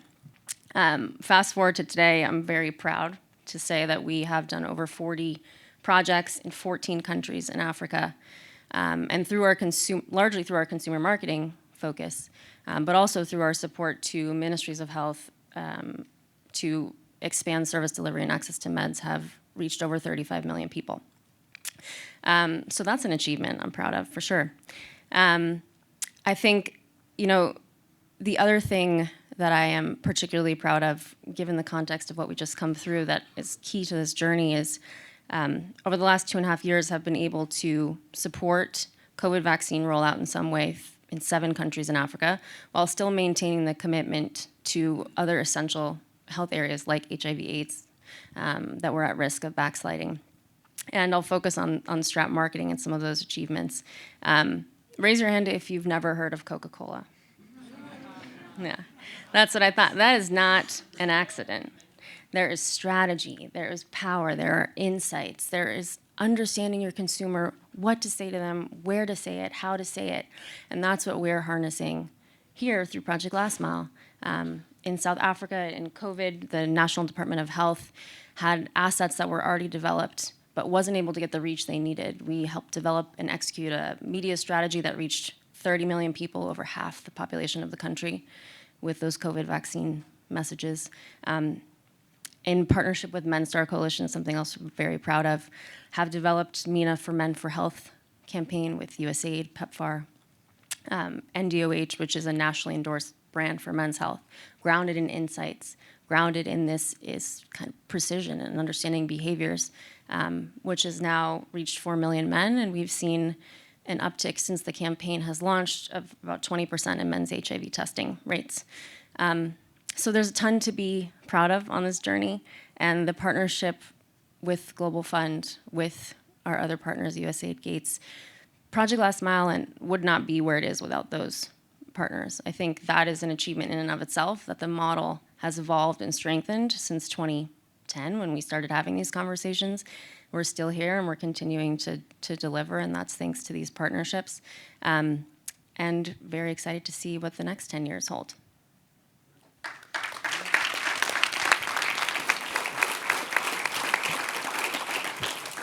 Thank you all so much for your commitments to the Global Fund's efforts and for showing us some of the possibilities of shared capabilities and focused funding and communication, clearly crucial to eliminating disease. Once again, thank you all. Tom Putzer, Martin Fitchett, Miles Tremblay, and Alexandra Scott. So we've heard about the importance of leveraging consumer insights of patient-centric care and the need for civil society to be at the heart of all private sector engagement. Our next keynote speaker's work captures all those elements to drive real progress in health. Please welcome to the stage Yassine Jibo, founder of Speak Up Africa.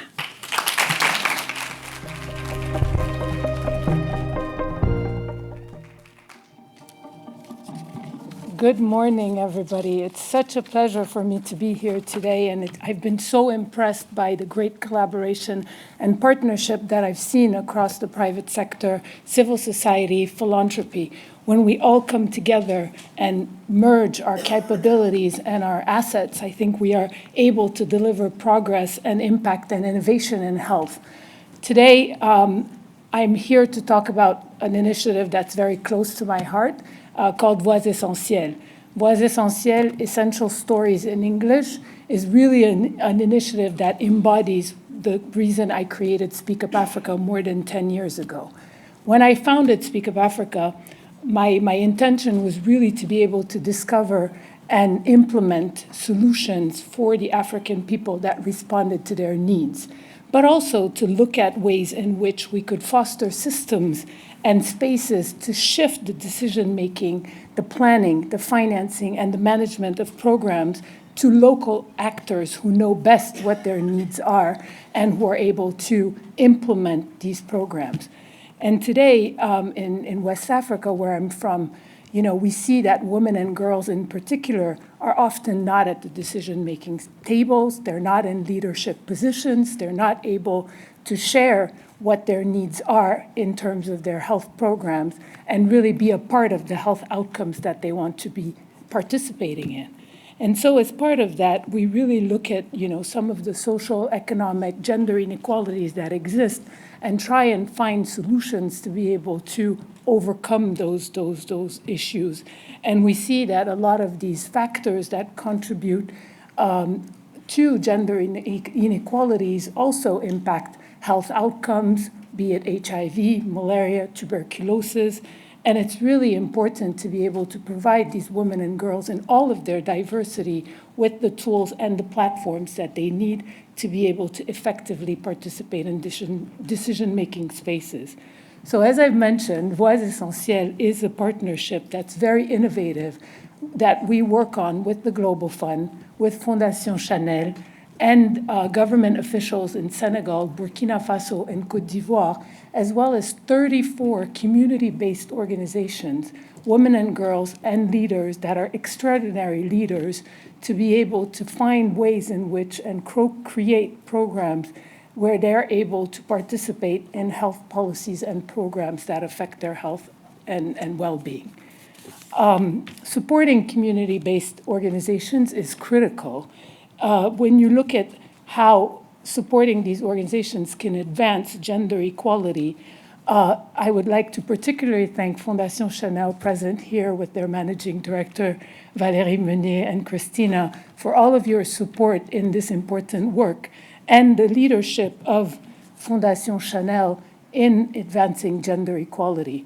The work you're doing in providing these women and girls with the space that they need to be able to have center stage is critical. And today I would like to really look at how other private sector companies such as yourselves could join this effort. All of the work you've done is tremendous, and I would like to take this moment to acknowledge your contributions and really look at how we can bring that to these community-based organizations. And when I saw the results of the Menti earlier on today, I was particularly touched by the community-based solution. So it's really important that we work together to bring these technologies and these innovations, but also to ensure that they're accessible so that we leave nobody behind. We need more diverse and inclusive partnerships, and really to be able to build these health systems that are strong and inclusive.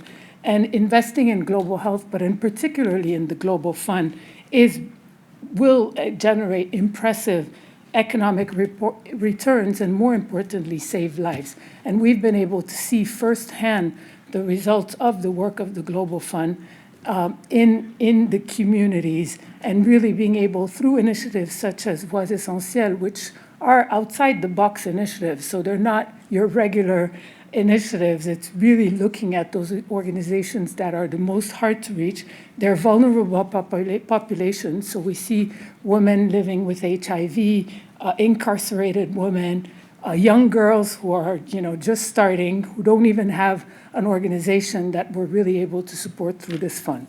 So today I just would like to finish by recognizing the Global Fund as a global leader in really forging these innovative partnerships that we're all privileged to be a part of, and see how we can make private sector investment go further, while of course ensuring that civil society has a center stage and center spot, as we're seeing today with the space that you're giving all of us here.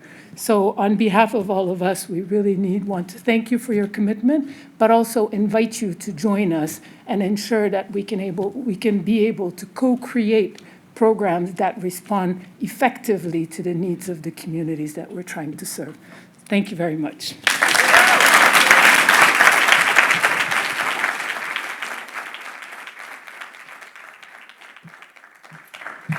Thank you, Yassine, for telling us about that very worthy initiative.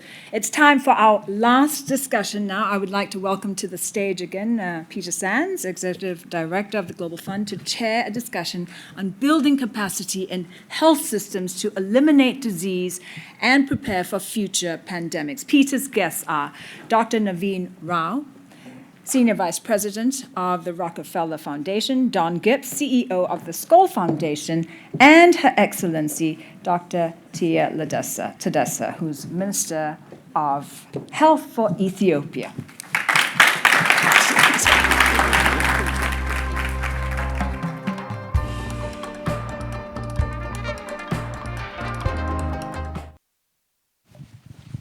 Well, Shax has kind of introduced this panel brilliantly anyway, so I'm going to cut short what I was going to say.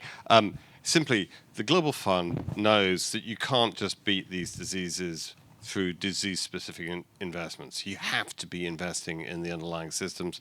We are the largest provider of grants to low and middle-income countries for health systems reinforcement. At the moment, we're spending about $1.5 billion on them. Now, there's a lot more that needs to be done, both to fight HIV, TB, and malaria, and to protect people better from future infectious disease threats, from future pandemics. And we have here, with Naveen, Don, and the Minister Leah Tedesse, 3 people who can talk about this in far more depth and far more detail than we have time to do today. But we will touch on it. We'll give you a taste. I want to start with Naveen. You've been a passionate advocate for better approaches to diagnosis, to disease surveillance, and information sharing, and that's crucial for fighting current diseases and for future health security. Now, Rockefeller is in partnership with the Global Fund around laboratory system capacity. Tell us more about that. Thank you. Thank you, Peter. Thank you, Global Fund.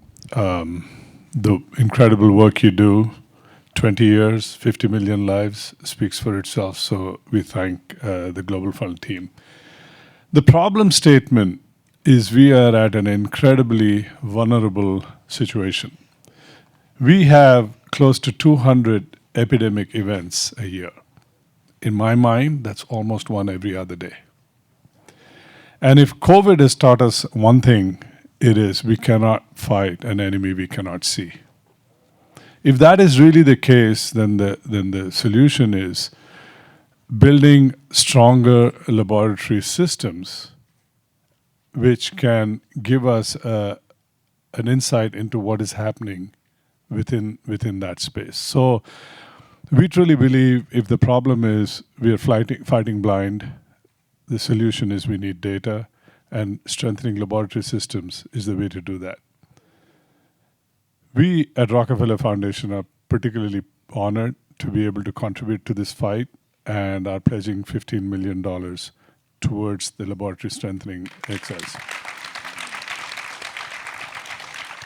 And we're also very honored that our previous commitment at your last replenishment is still going strong on the data strengthening side. So that was another 15 million we gave.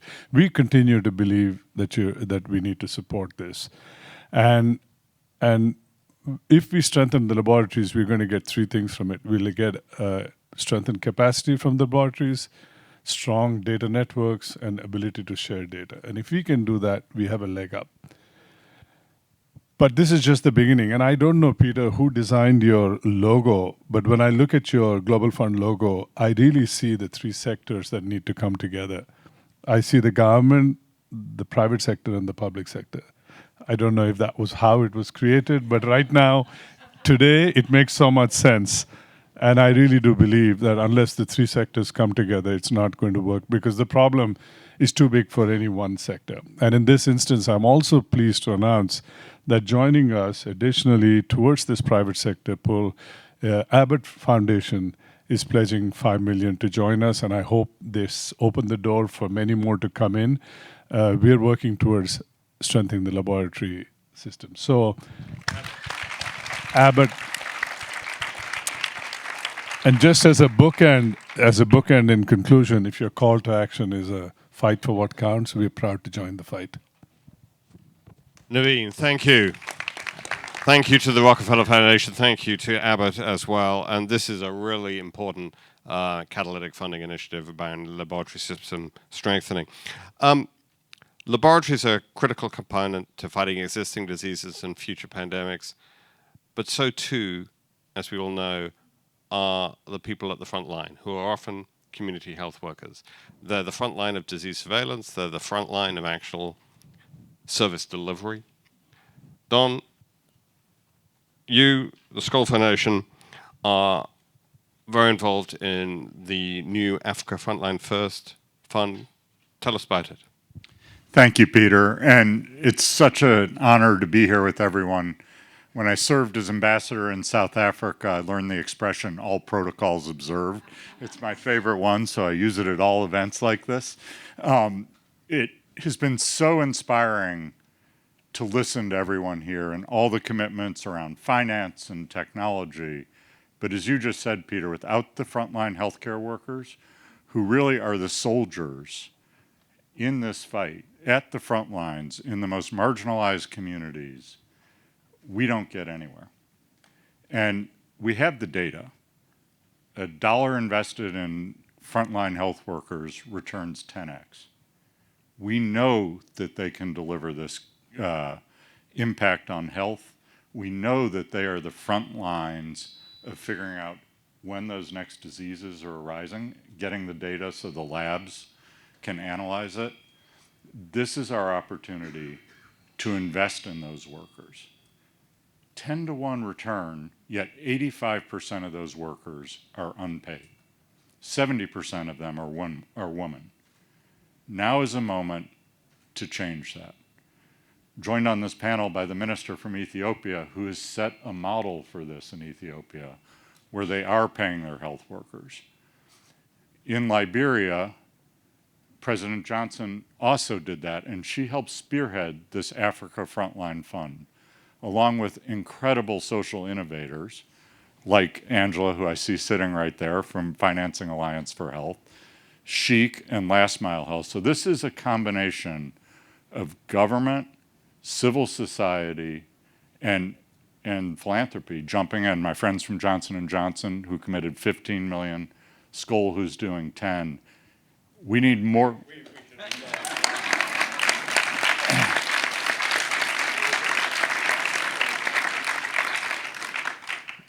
But this is the highest leverage opportunity we have to change health systems, strengthen them, give power, give the training, give the power, give the digital tools to these community health workers who are fighting for all of us.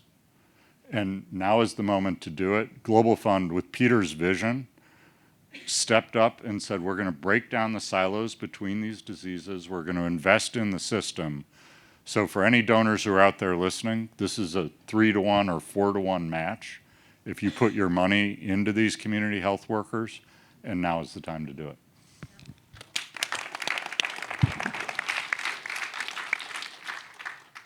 One of the challenges you'll all have worked out we have this morning is the sheer richness and breadth of all the different types of partnerships and commitments that are happening.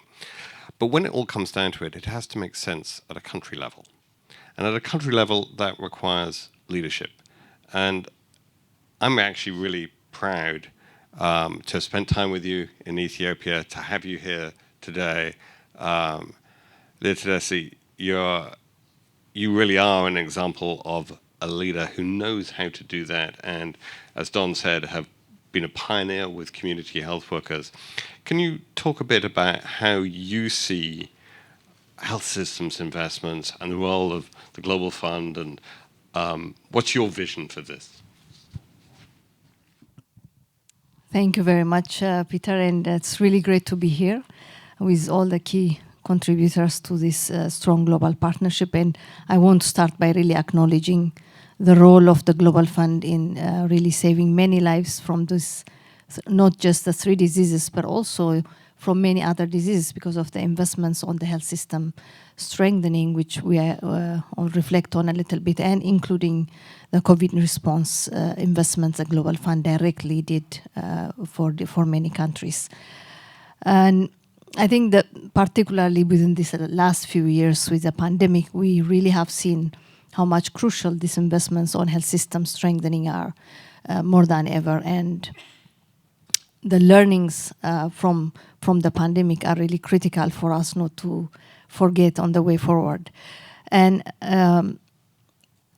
as we invest in health, well, one of the key things we have seen already is that we are not investing enough in health overall.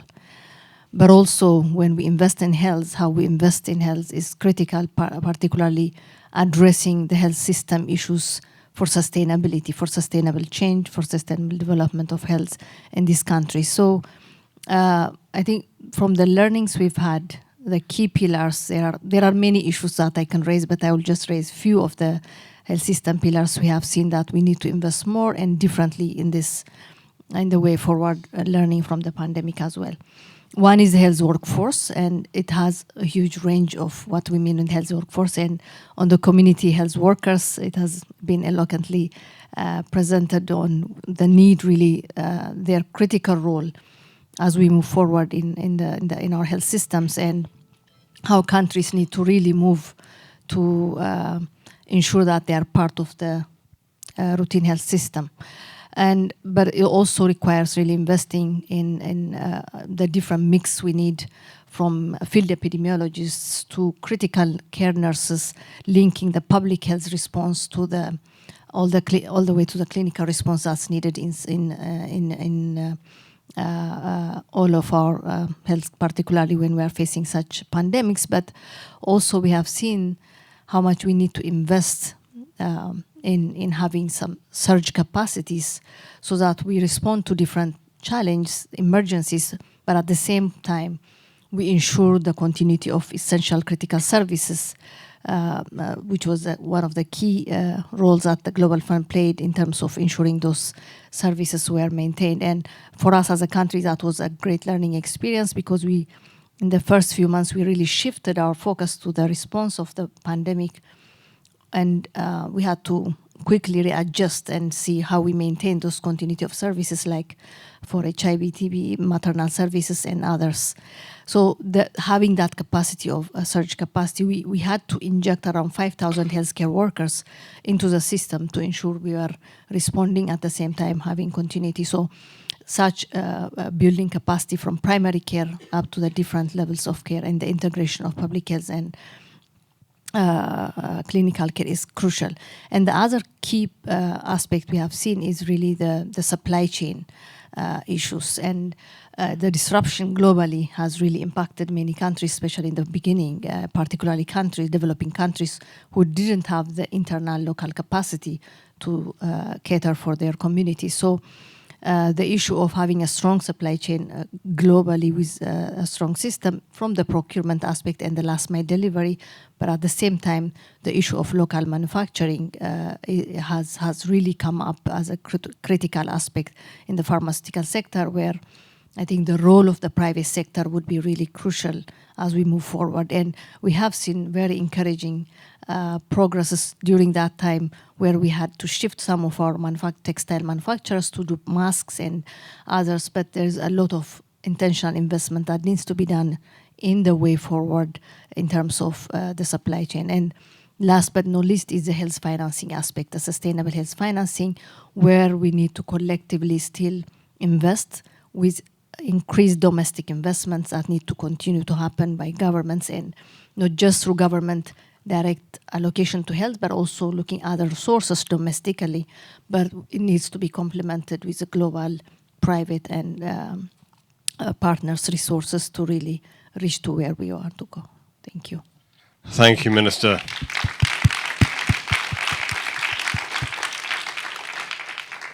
As you've highlighted, COVID-19 taught us a lot of lessons.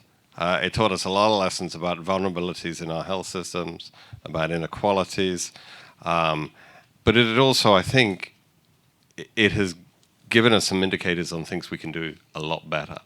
And one thing I think you emphasized, which I think is incredibly important, when people talk about health systems, they often kind of focus on the bits of kit, the expensive bits of technology, the buildings, and things like this. Actually, the core to any health system are the health workers, whether they're the lab technicians, the epidemiologists, the doctors and nurses, the community health workers. If you don't have them, all that rest of it doesn't really work. So I'd like to thank the three of you. Thank you, Dr. Leah Tedesi, Naveen, Don, and thank you, and we'll go up. Thank you.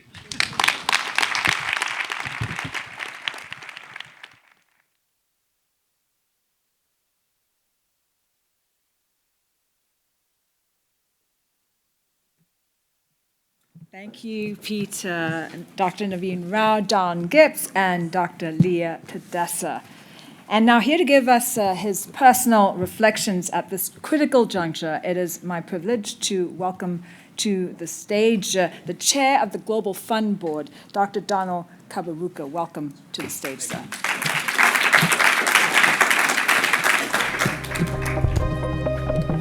Good morning, friends. I have just 3 comments I would like to make. But before I do so, let me say how a fantastic morning it has been. Phenomenal conversations, renewed commitment, reinvigorated partnership with the Global Fund.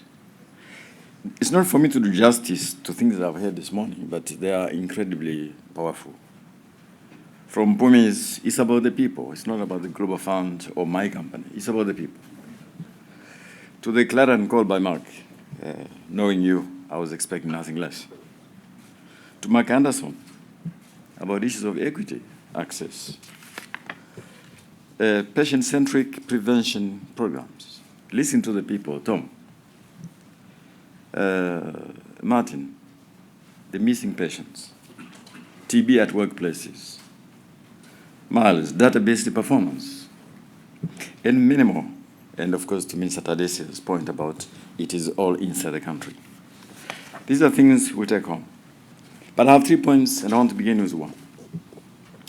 When I hear commitments like this from people like you, as a member of the board of the Global Fund, with my colleague Ledros, if you could stand up, please. Ledros, the vice chair of our board.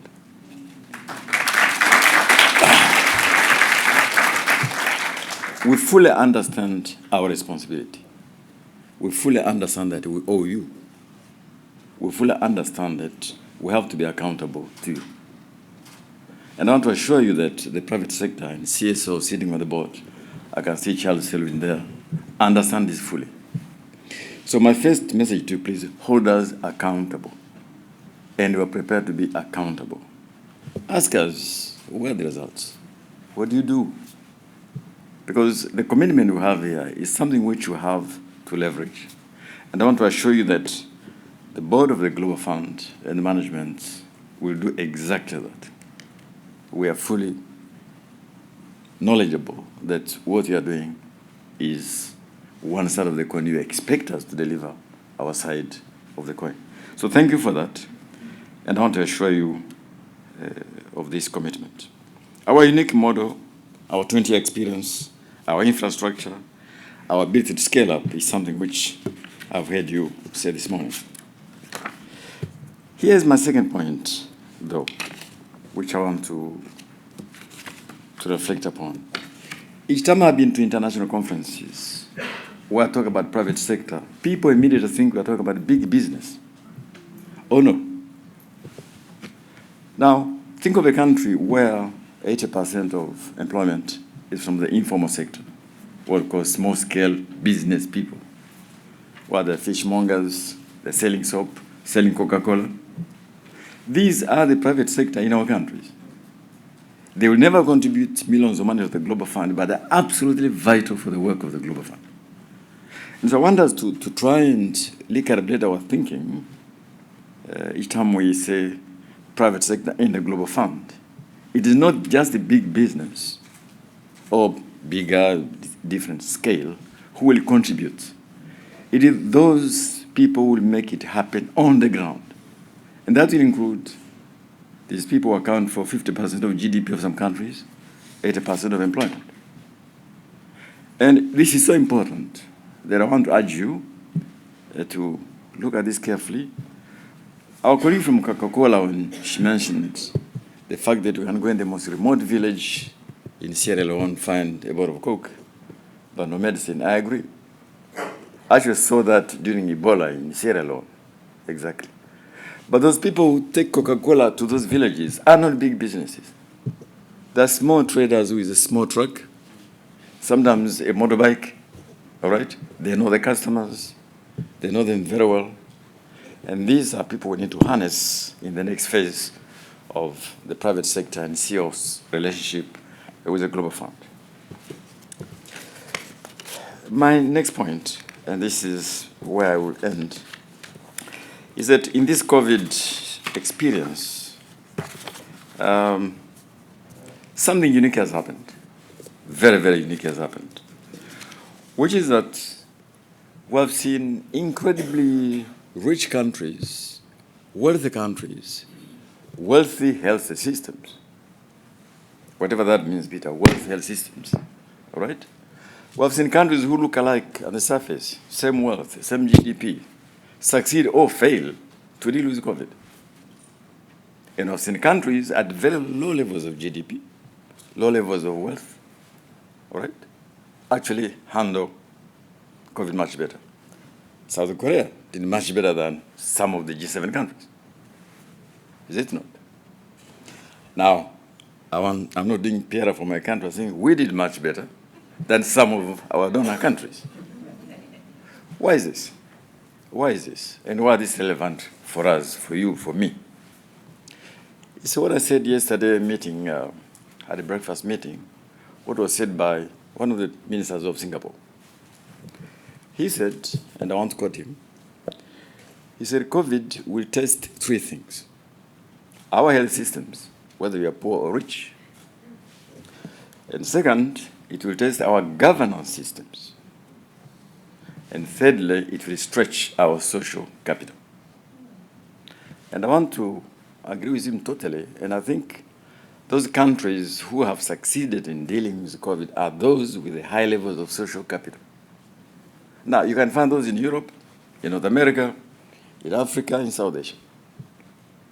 Wherever you had high levels of social capital, we have been able to deal with this pandemic very effectively. But what is social capital? Beyond narrow sociological definitions, it's about a networked society. It's not government, it's not private sector, CSOs, communities, it's everyone, it's everybody with high levels of trust. With high levels of trust, you can cope with all these kind of shocks on our system. And I want to believe that what we are doing here is to build high levels of trust, of capital, to deal with this problem of the three diseases. So I want to thank you for what you are doing. This week is very critical for the Global Fund. Critical in the sense that we want to raise $18 billion. But I think we want to do more than raise $18 billion. One side of the world, we are now probably getting out of the acute phase of COVID for some parts of the world, for sure. Some parts of the world are back to normal. Others are not yet back to normal. Not yet back to normal. Either their economies have been so battered, it will take a long time to recover, or the health systems have been so battered, they will take a long time to recover. All right? So, it is to the world, we are dealing with all those consequences, but we still have malaria, tuberculosis, and HIV/AIDS. It is killing millions of people. And that is a fact. And so we want to be able to re-energize the world, not simply at a number, 118 billion, for sure, but to re-energize them to say, there are still these challenges which have not gone away. They have gone away from TV screens, all right? But they have not gone away from the people we're talking about, the communities. So this is what we hope to do. And I want to assure you that the board of the Global Fund will be with you all the way, will be committed to responding to what you're trying to do. And obviously, we thank you enormously for your time, your energies, your innovation, and your resources. So I take this opportunity to clap for you, and please clap for yourself back.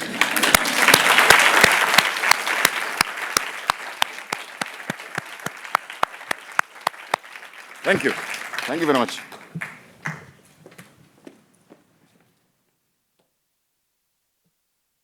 Thank you, Dr. Kaberuka, for your powerful words. Now, with the United States hosting the Global Fund's 7th replenishment this week and also being its biggest donor, it's with great pleasure that I now welcome to the stage Dr. Atul Gawande, Assistant Administrator for Global Health of the U.S. Agency for International Development, to give us the closing remarks. Sir.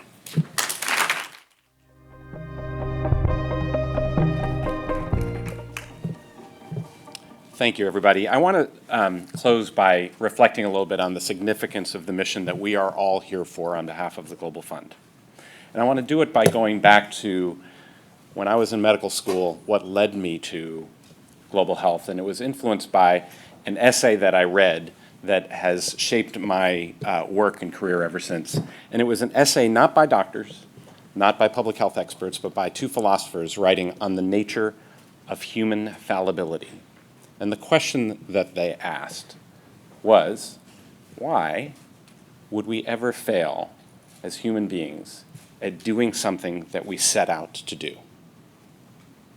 Why would we fail at something we set out to do? And they said there's really only two reasons. Number one is ignorance. We don't have the knowledge of how to solve the problem. And number two, they called ineptitude.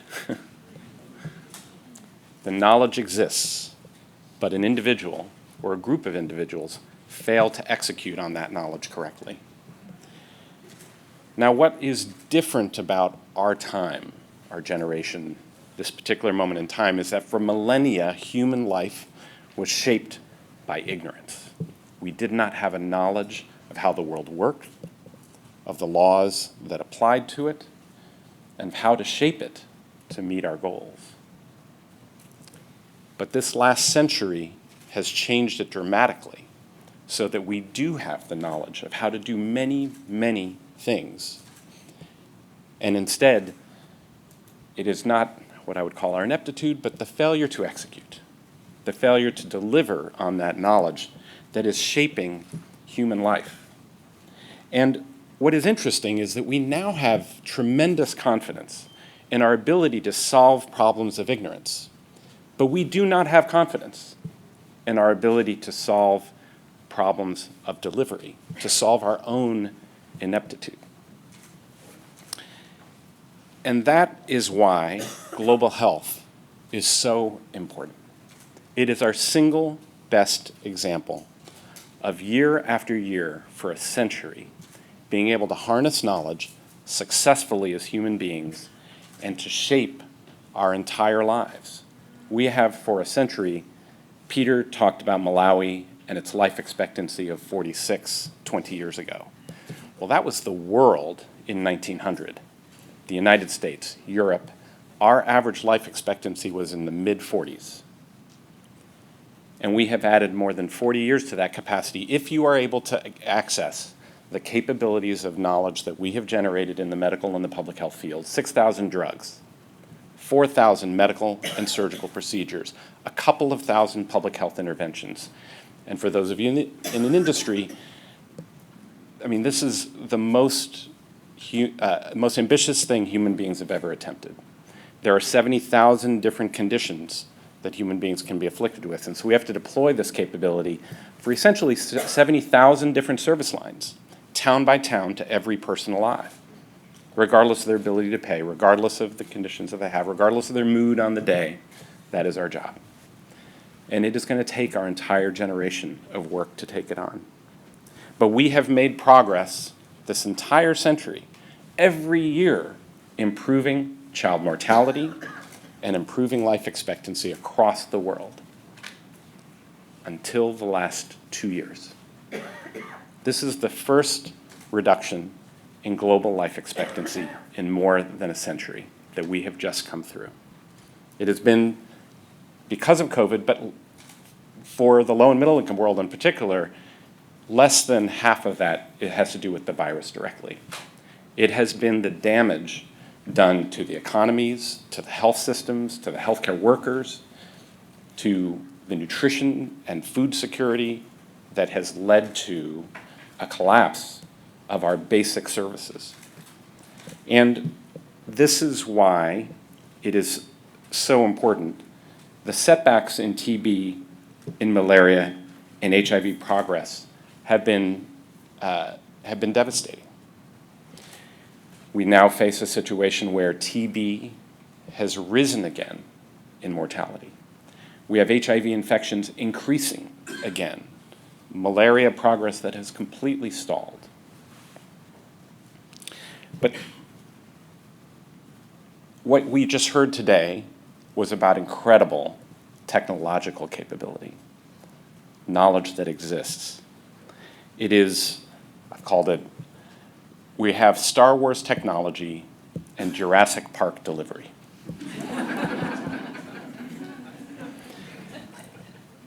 The Global Fund, however, to me is one of the standout examples of human civilization for demonstrating the architecture of human success. All sectors have come together over the last 20 years to do our part.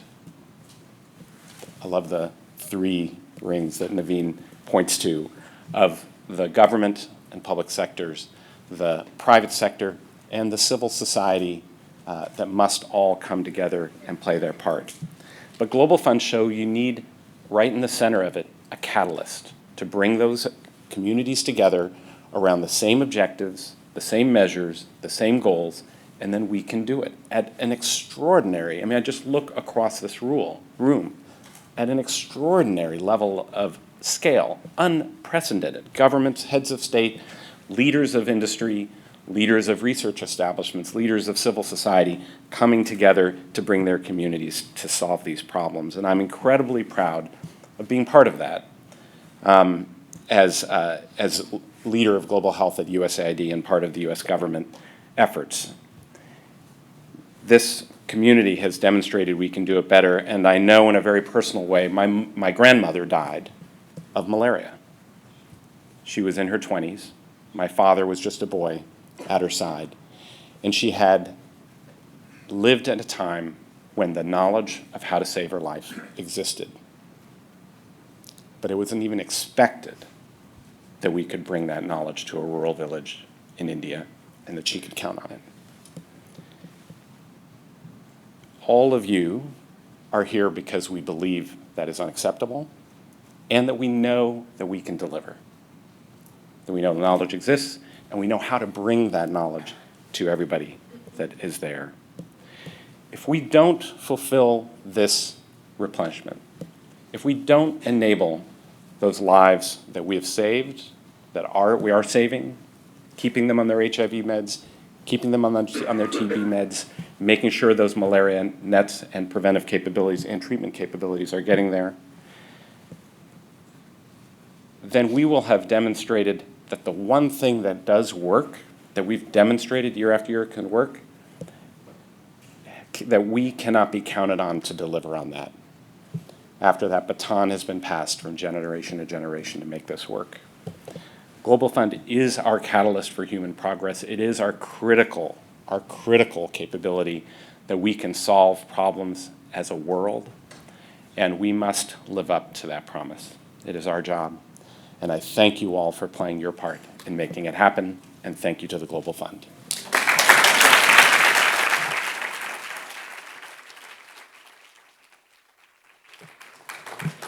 Dr. Gawande, thank you very much for that call to action.